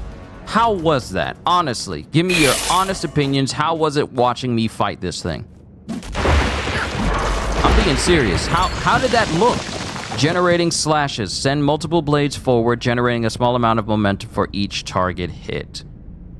That seems interesting, but how did that look? Were y'all entertained by watching that fight? Because normally, and I'm not saying this because my mindset for this game has been set or anything. Normally, if I'm fighting in a battle where the combat is really good, you be hearing me, you know, get into it saying like, come on, let's go, let's go. Only if the fight is, you know, both challenging do I get really quiet. But here, I didn't feel as much of a drive to be all, you know, cocky and, you know, arrogant and feeling like, come on, let's do this, I'm dodging you. It just felt, Did it drag? Did it seem like it dragged for any of you? Please, be honest. Don't hold back just because you want to, you know, for some reason protect my feelings or anything. Please be honest, because I want my review for this game to be entirely genuine. Everyone is counting on us. Once I finish. Because I'm going to be honest, to me it felt like it dragged. It really, truly felt like it dragged on.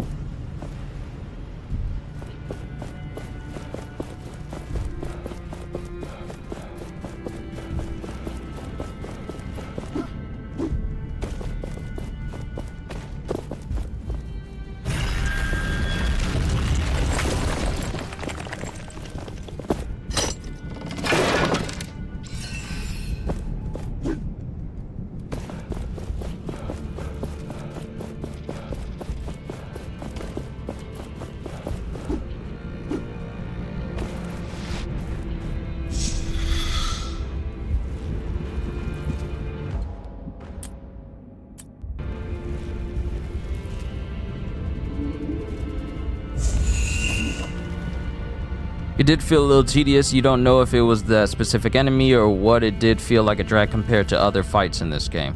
Yeah, it did feel like it dragged on. Not just necessarily the overall fight where I'm fighting all those guardians, but specifically, I feel like it was that one specific enemy that just felt like everything I did against it, it was far less susceptible.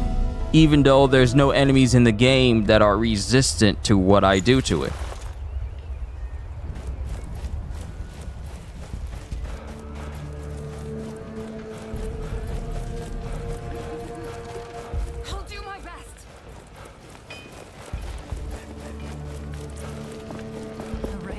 The Black Orms are deadly.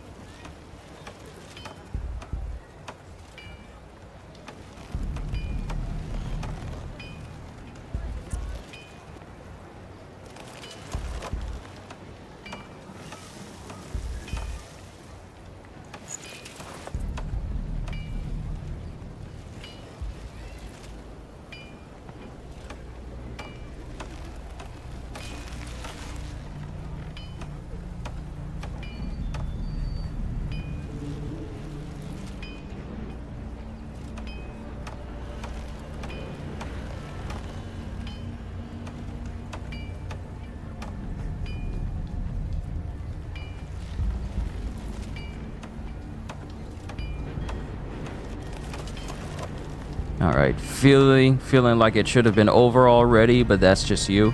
See, for me, maybe I need to change my gauntlet loadout and go for the... Because this one isn't my pure damage one. This is my pure damage and... My pure damage.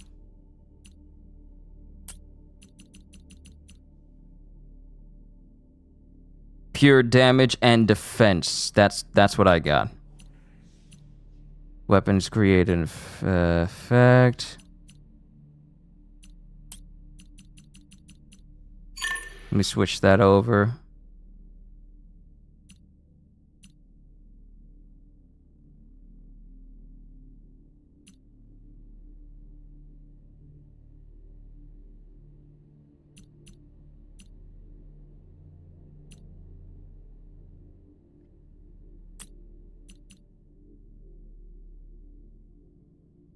Let me put that in there.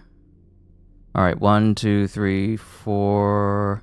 Ah, I still don't have enough to actually shape up a different one. Absorbing swarm, impervious. Okay, impervious. That's one. So we have 1, 2, 3, 4. 1, 2, 3, 4 red ones. 1, 2, 3, 4, 5, 6.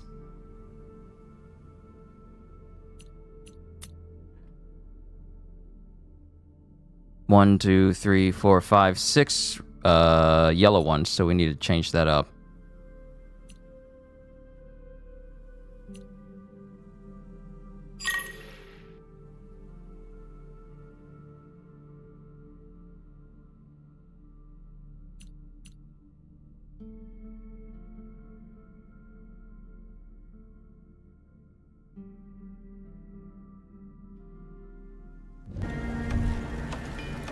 Let's switch things up. And I think they're all... Yeah, they're all over there. They're all at the shrine. Oh, she's actually right there, and then the shrine is right over there. Alright. Wait, hold on. Nope, there's no shrine nearby. There's a treasure over there, though. But I'm not currently worried about that at the moment.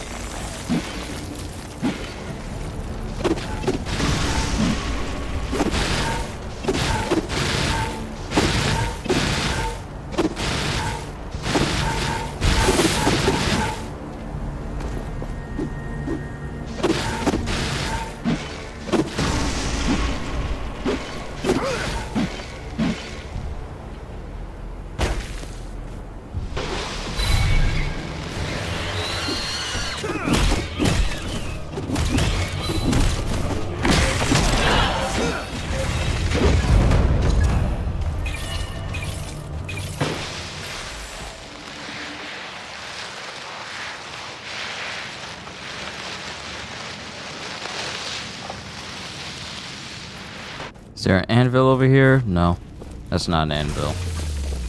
This land sure has seen better times before the harvesting of essence began. This was not always just sand. I wonder how it smelled. What happened at the siege? We have taken the city. In some districts, the fight is on. We took down the protection. Thank you.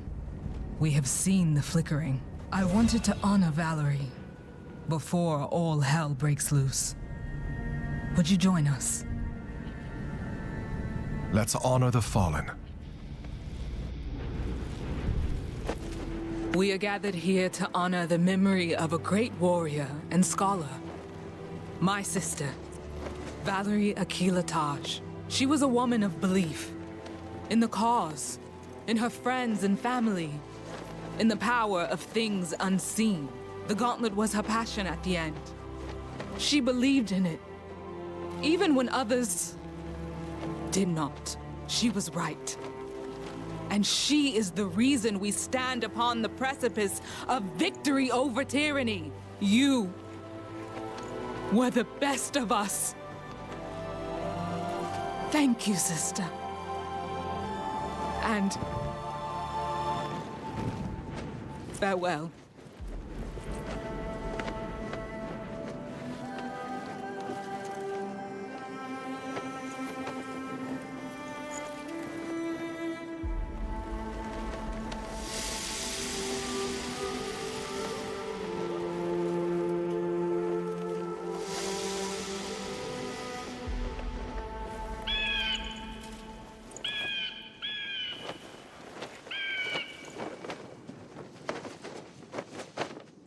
She would have loved how the sea looks tonight. At least she has seen it.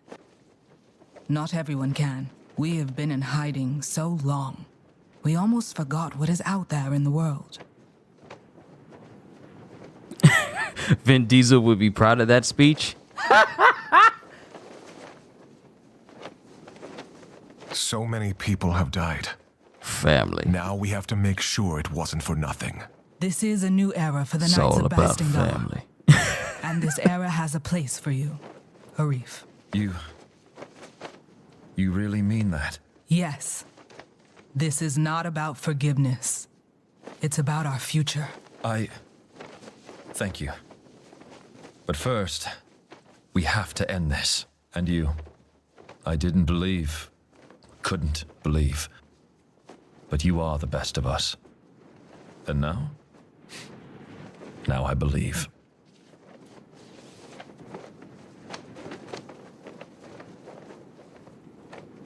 We will end it, and help Niall prevail. We will remain here, keep the Wraiths at bay. The rest is up to you. Good luck to the both of you. We'll be here when you are done. All right, I guess it's time to end it. We approach the end of our journey. It has been long and tiring, but we will change the world. I know it. I would like to say something. It has been... I mean... This journey was... It's all right.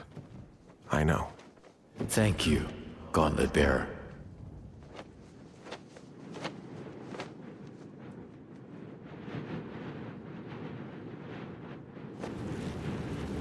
All right, all that's left is to crush Thelos' shrine.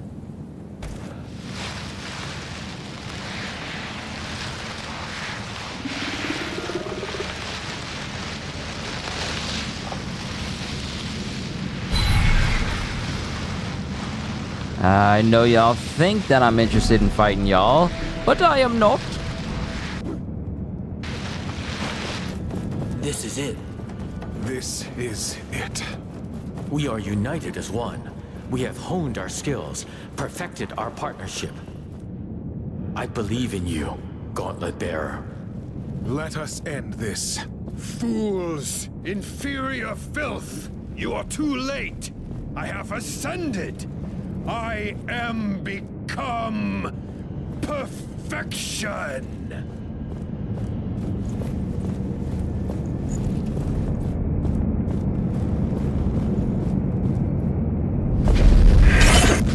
Welcome, Niall.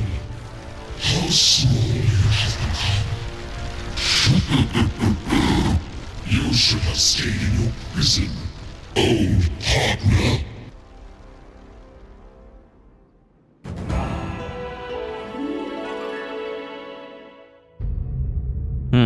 Whitebeard is kind of like Vin Diesel also because he just wants family, but Whitebeard is just built different. He is one of the best. Yeah, Whitebeard. Now, here's the thing.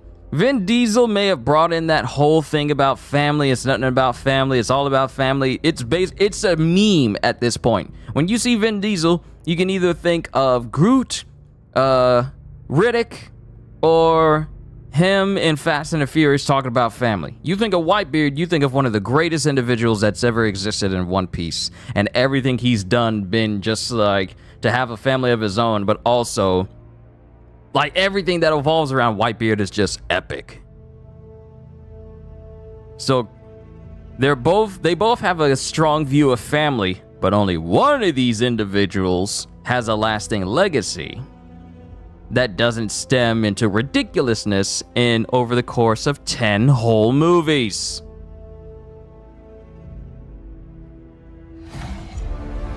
To battle! Interrupt Thelos' ritual. Yep, this is final boss territory. Look at this. It's like I'm finding what is his name? Grimgott's, whatever his name is from Hogwarts Legacy.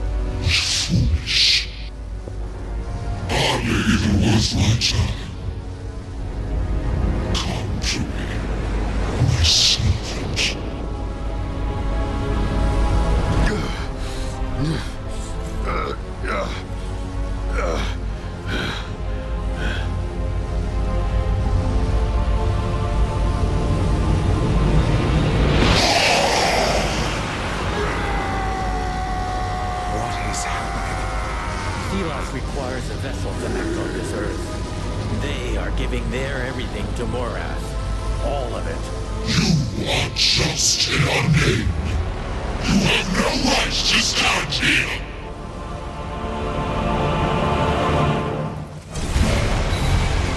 You may think you have power, but the struggle is futile.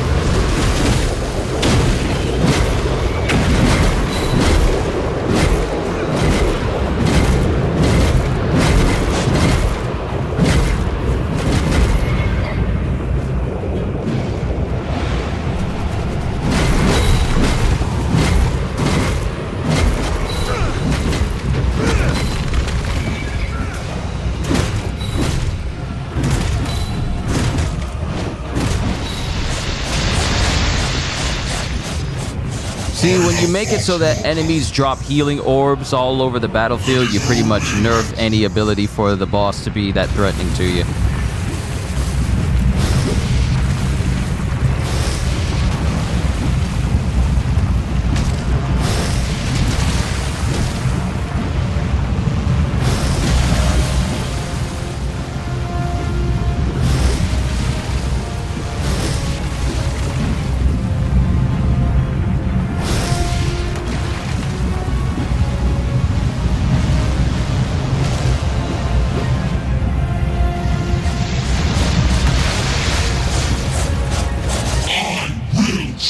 And the fact that the orbs stay around so you always have heals.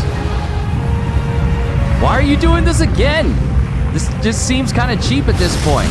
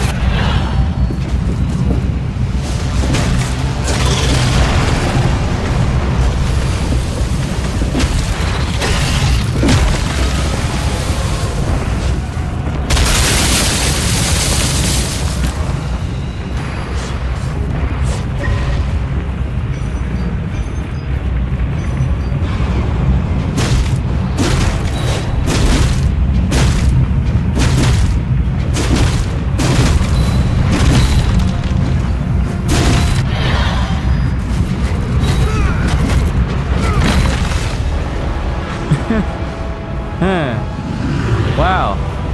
That's it? What is happening? Where am I? Useless puppet. Fools. I am the order of this world. I made this world. No! We made this world, and you destroyed it! I am your prisoner! No more! Let us end this, partner. You don't need me. And I don't need this. That is Stilas' source! Use it! Use it to destroy the Watcher! What are you doing? Stop! Okay, where was his super jumping ability earlier?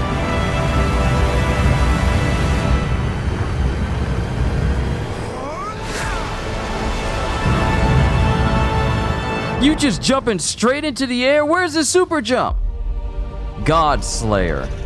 Finish the game. That was it? And with this, after centuries, the Watcher was That destroyed. was it? The prison crumbled. The essence cycle was broken. Niall was free. Free to breathe. Free to live. Free to rule. The unthinkable had happened. Philos was defeated. They left this earthly plane. Their anger and oppression dissipated. The Wraiths left alongside their master. Change had come with the Gauntlet Bearer, who in but a short amount of time reshaped everything. Every person found themselves in a new world. A world in which they have yet to find their place. The Knights can show themselves now. We can become a force for good once more. I only hope I am up to the task. The Queen of 1,000 Years will not shape this world any longer. She will atone for her sins and accept her punishment. Will she live to reach the age for which she is known? Who can say? I do not know what the future holds for Niall. They rule over this world now. But how will they treat the people? Have they learned about them? The Gauntlet Bearer left the fight. But the Gauntlet remains, still brimming with the power of the gods. This world now has a future. Flowers will bloom where now desert exists. But if the winds change once more, the Gauntlet will call for a new bearer. Okay, it didn't even finish the graphic. You see like the specks on the right side. It didn't even fully black out the screen. It still kept like the dust animation flash frozen off in the upper left corner.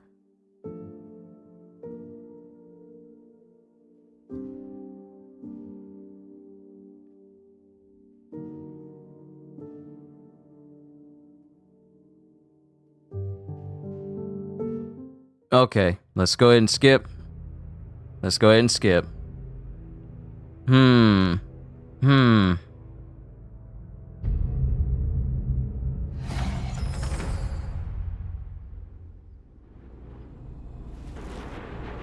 Alright, game completed.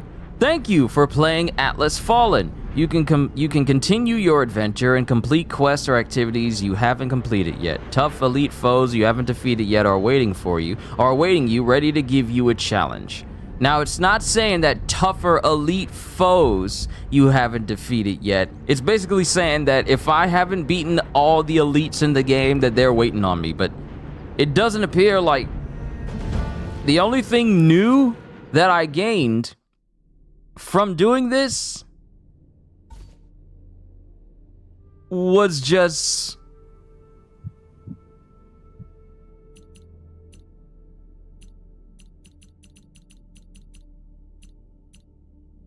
Thelos' champion. This wraith has a horrible origin story. What once was a man, once Morath, is now a creature of Thelos.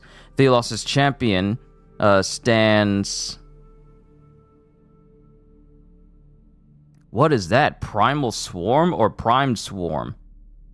When using an active damage stone, surround yourself with a small aura damaging nearby targets for 15 seconds. Huh. So I fought all the regular ones. I'm only missing one elite greater wraith and one elite colossal wraith. And then that's all the tough foes. That's basically all of them. Okay. 2 hours and 2 minutes. 22 minutes. 2 hours and 22 minutes. This did not take long to do. This did not take long to do. Okay, so let's just go over. Actually, let me come over here.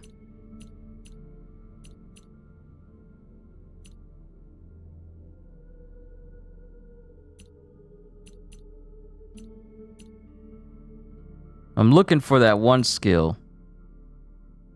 That primed Swarm. Yeah, Primed Swarm. It says, okay, here's a crazy thing.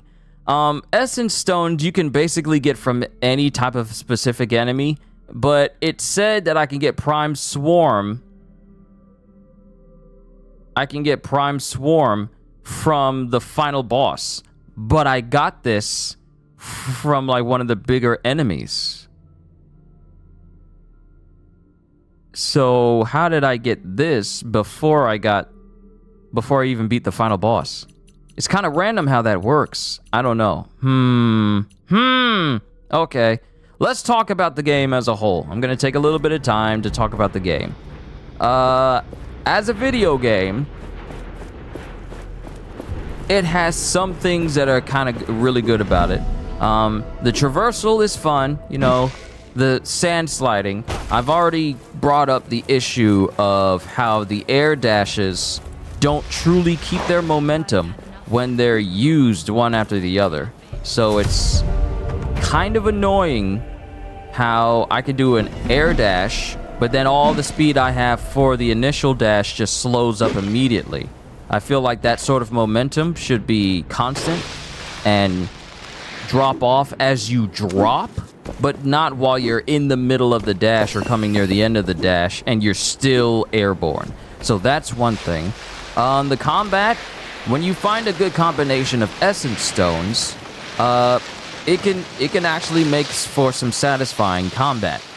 However, even though I was using a build that that was very, very strong,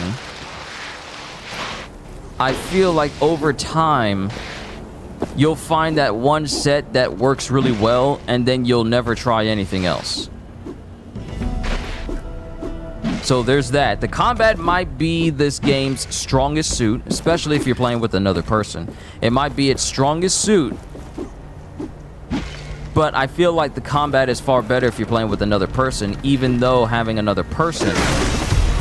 False god. Okay, destroy all heavenly shrines. Alright. Even though I'm pretty sure I didn't destroy every single one, because it's saying 2 out of 5. So how did I destroy all of them if there's still 3 remaining? When I tell you that this game has given me trophies for things I truly haven't earned, I mean, it's kind of saved me the trouble.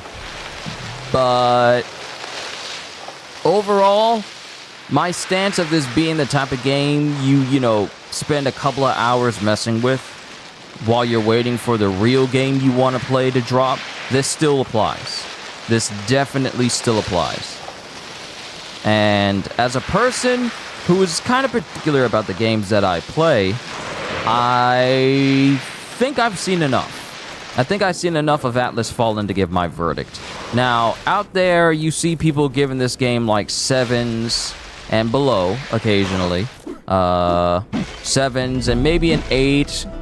In one place, it's a 9, but I feel like it being a 7, I honestly feel... Careful. The haze from the tower hides the quicksand.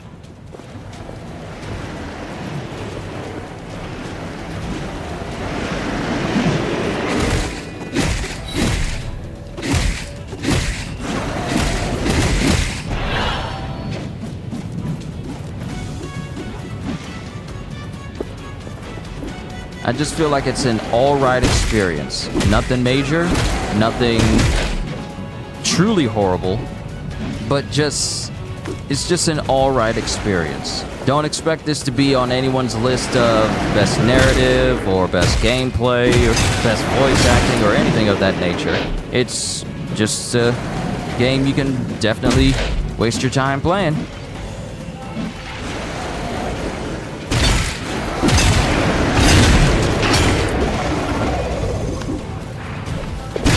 That's just how I feel. That's just how I feel about it. And I played a lot of games on this channel that feel that way. And I honestly feel for people who are looking to this game on whether or not it should be worth their time, I mean, if you got some loose time and you have literally nothing better to do, sure, you can mess with it for a little bit. But don't expect an experience that's comparable to any of the other big games that have been released recently, and they pretty much have all of your time, and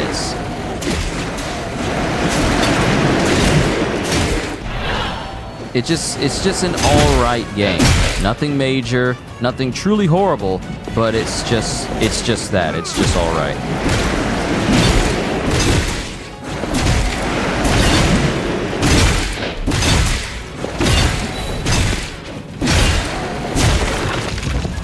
Our foe's end is nigh. Shatter it. Okay, so here's my thing. That stone is in quicksand, but it's not advised for me to go into quicksand because it can damage me. So, game, how do you expect me to get that? How do they expect me to get these stones? Oh, quicksand isn't actually quicksand. It's just slow you down sand.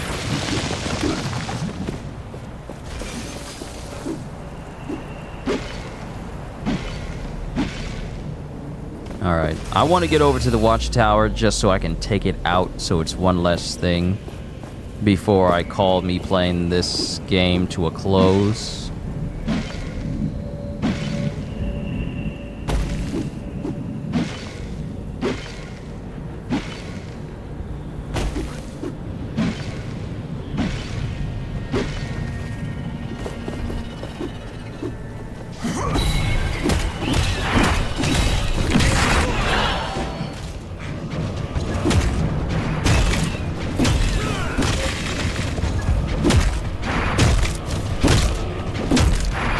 There's also something else I want to say, but I want to wait until I'm done fighting these wraiths before I say it.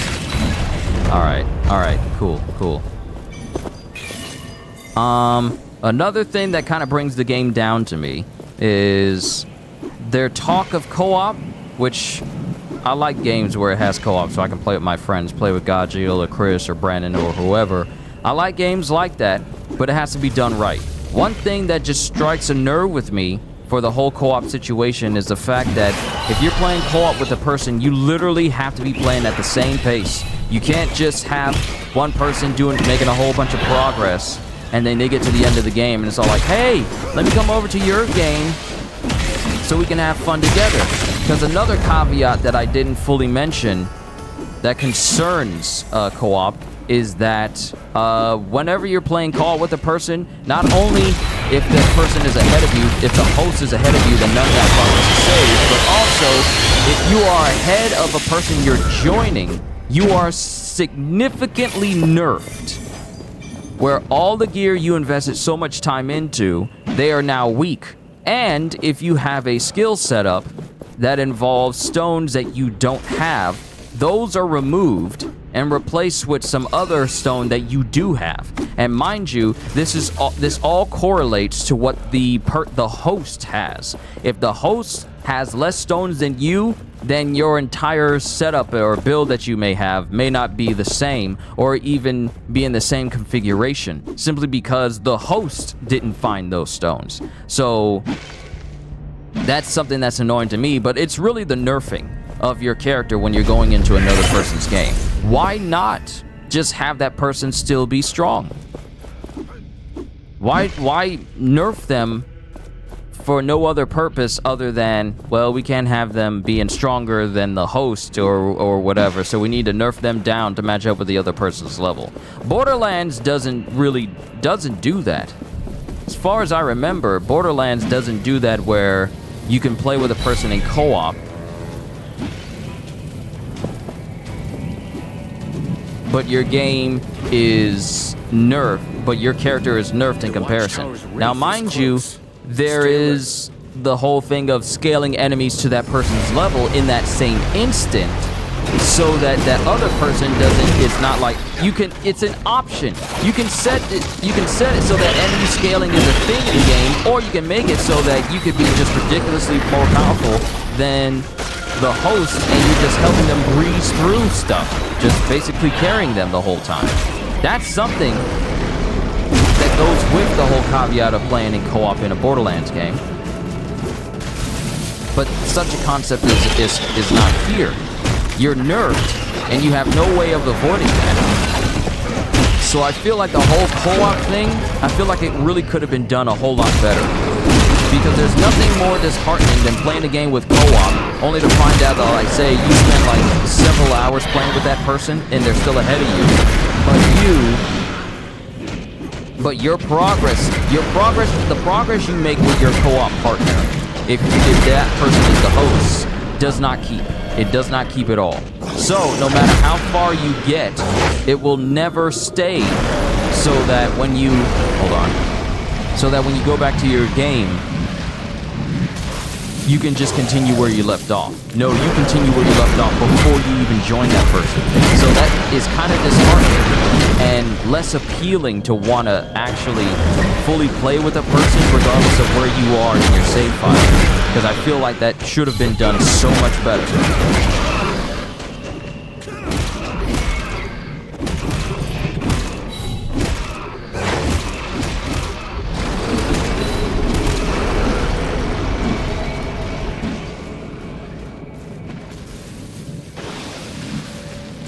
And this thing is so red that me looking at my laptop screen right now is just messing with my eyes.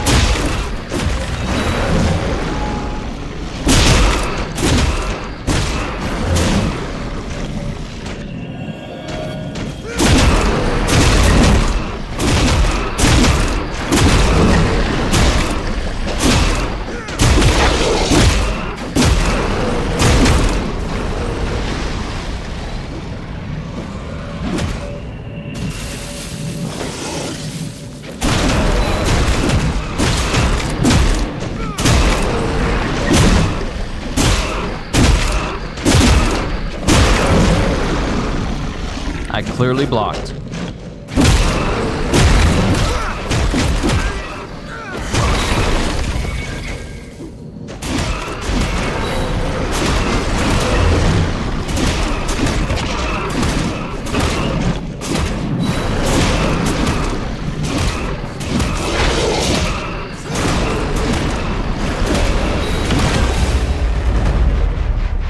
Alright, it's another boss down, and another watchtower down.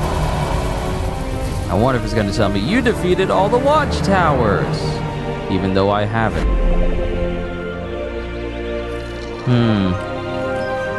I'm kind of, after playing through it, and seeing everything that's gone on with this game, because frankly, that's all there is to it.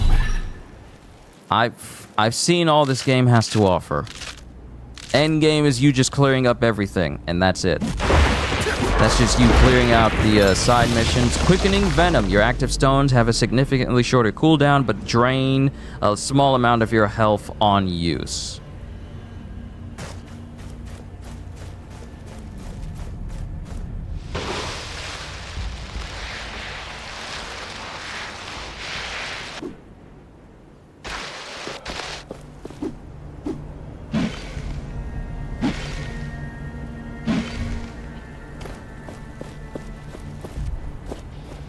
I want to find where that cave was. Should be over here. Yeah, this was a pretty nice time waster while I'm waiting for Armored Core, because I know for a fact Armored Core is gonna have my attention a lot more.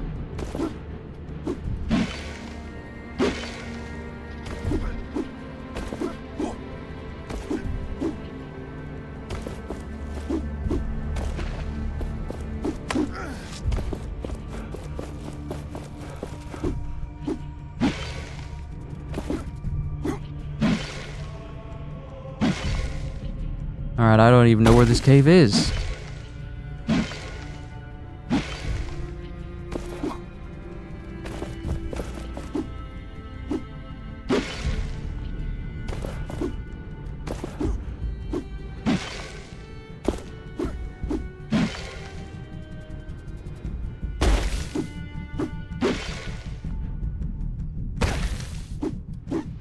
I just want to see what's inside that chest.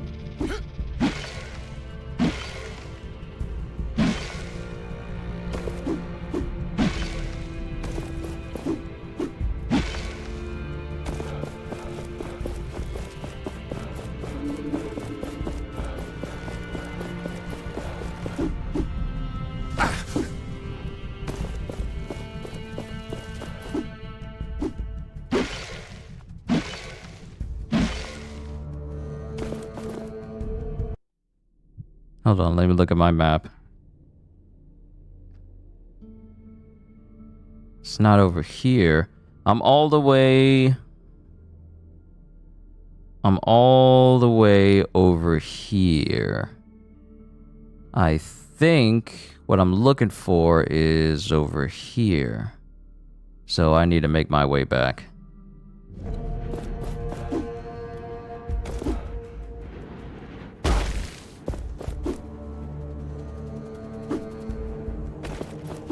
But yeah, that did not take long to get through. Seriously. I just had my first impressions on Friday. I said I wasn't going to turn it into a series. Had I turned it into a series, I would have been done with this game so much sooner than today.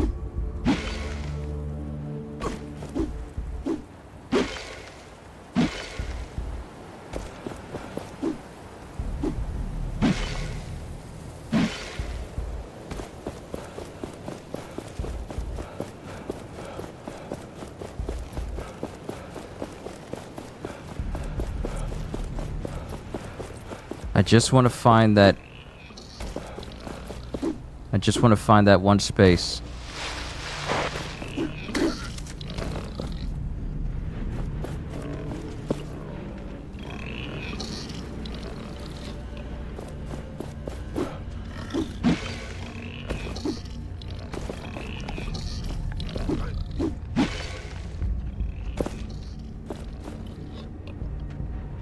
Hold on, let me look up where it was. What was the last 5 minutes?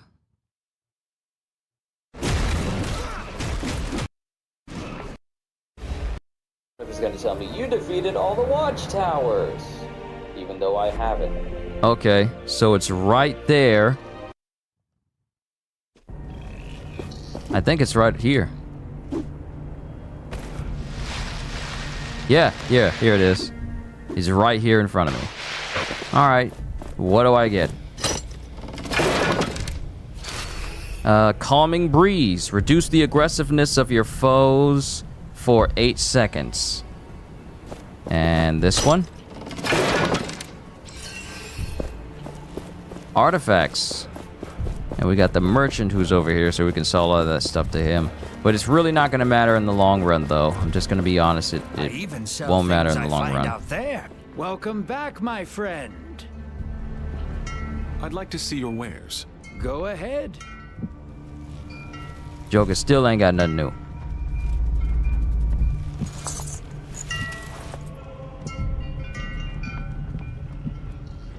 I would buy this myself. Thank you, as always. Thank you, as always.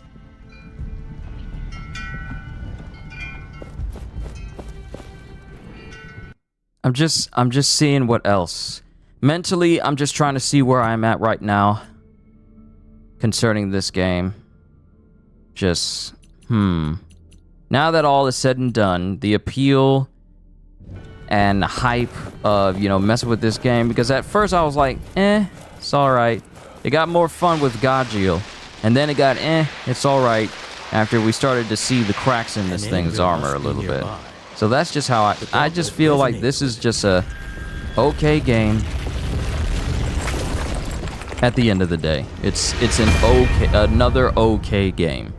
I have been here for so long, imprisoned, tortured, watched. So here's my thing, though. I feel like this game missed out on the opportunity to show Niall being freed, because he just shows up. I feel like that's something that probably should have been shown. Just him getting out and breaking free and then flying over to us, I feel like would have made for a much better spectacle than him just suddenly appearing. It felt like we were missing a couple of steps there. So,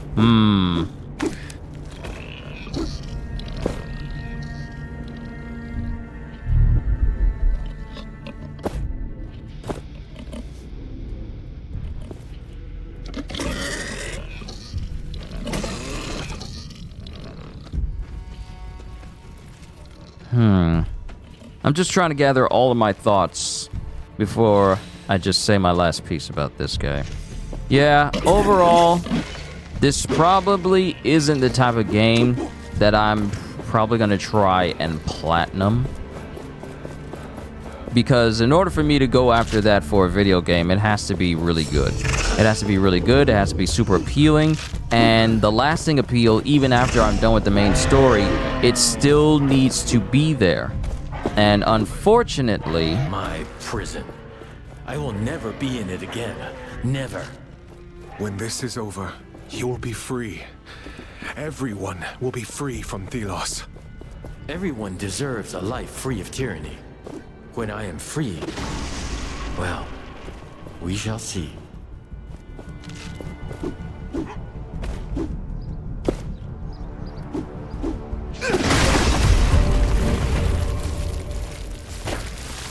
Unfortunately, the pull to go the extra mile to 100% this game just isn't there for me.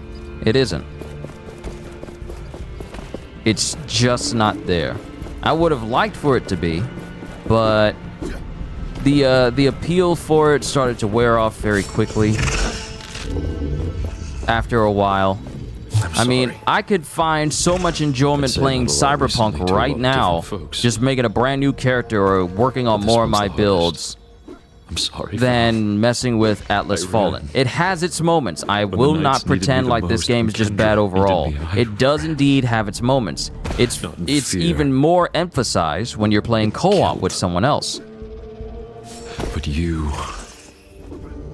never ran. But for me, you kept your beliefs until the end. And I wasn't there to see it through. I feel like it should have done For what more. It's worth, I'm going to change things. Here, now. That's We're closer now to our goal than ever before. I feel like it should have done more. It could have done more. It needed to have done more. In order for me to be all like, you know what, I'm going to mess with this alongside Armored Core 6. I had no idea that this game was going to be beaten the first Monday, the week before Armored Core drops. Friday, Saturday, Sunday, and then today. This was not a long venture to do.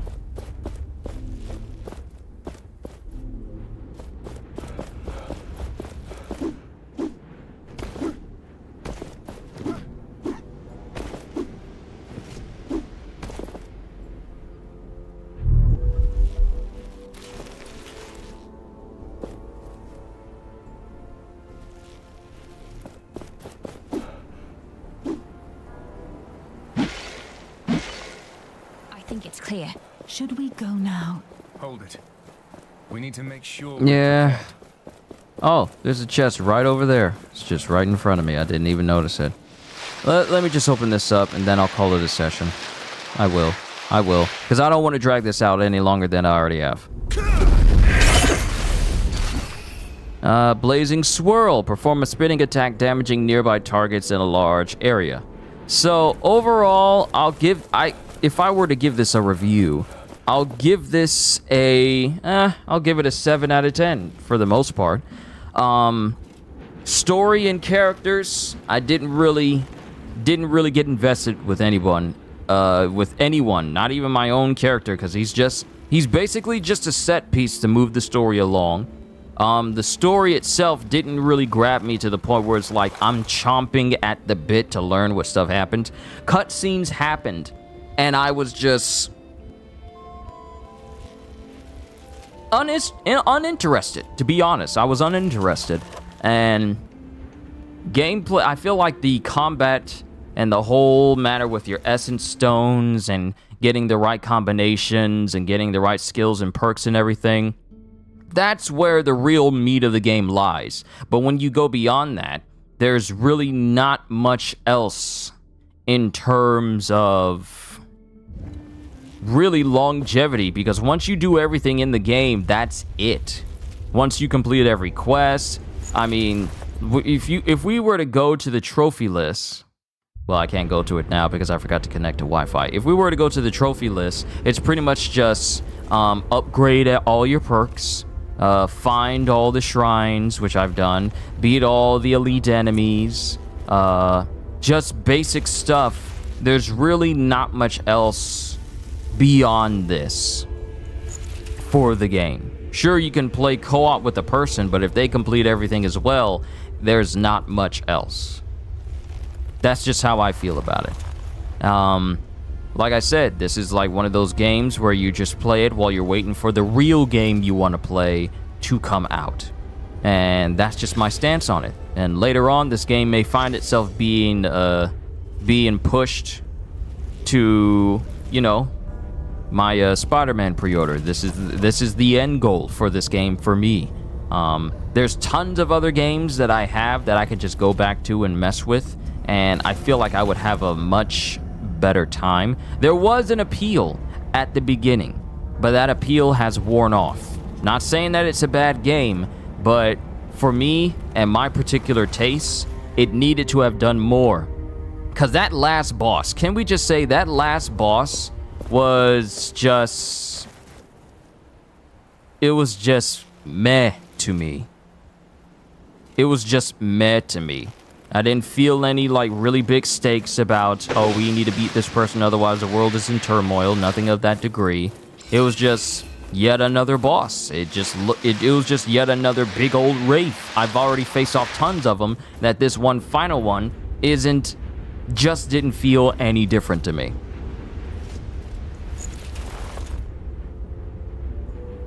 So yeah, that's just how I feel about this game as a whole.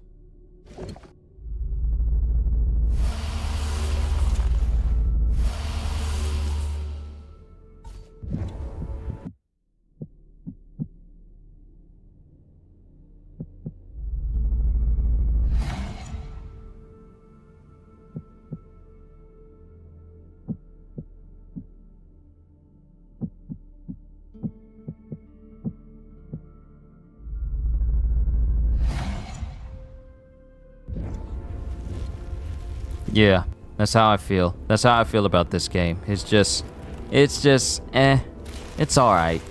But nothing major, nothing big.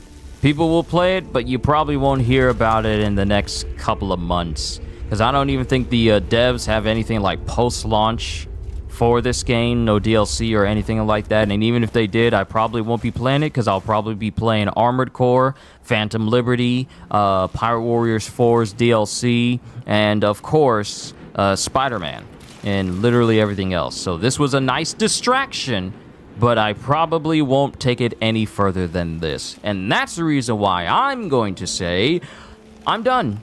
I'm done with Atlas Fallen. It was alright. It was okay, but it was nothing big. It was nothing big. It's unfortunate. It could have been more, but at least that's how I feel about it. It could have been so much better than this. Yeah, I'm gonna hit up Godjiel and see how he thinks about what he thinks about it. Hopefully he hasn't seen my review, so that way he can go into it without feeling a certain type of way about it. But I'm gonna ask Godjiel and see what he thinks about the game as a whole. But I'm done. Yeah. I knew this wasn't going to be a long stream because I knew I was going to be done with this game well before even 3 hours was up, because it wasn't that difficult. Like, if I go to my options, I have not changed the difficulty since I started. But there's also no real appeal to go up on a higher difficulty, because all it is you're just going to make every situation that I found tedious even more tedious than before. So there's that. But I'm done. My review, 7 out of 10. It's alright. Pick it up if it's on sale, or just watch some poor sap like me just play through the game, and then you can see that experience for yourself.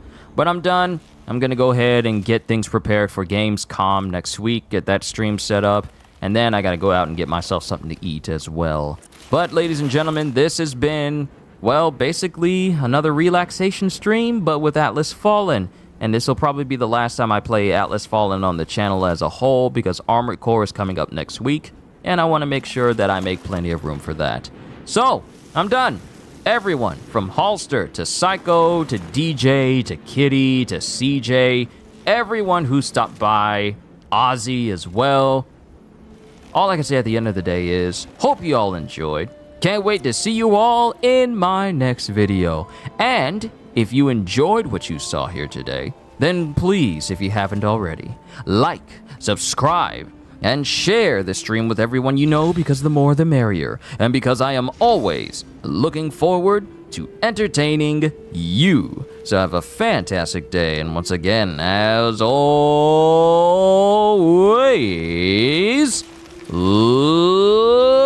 later, peoples!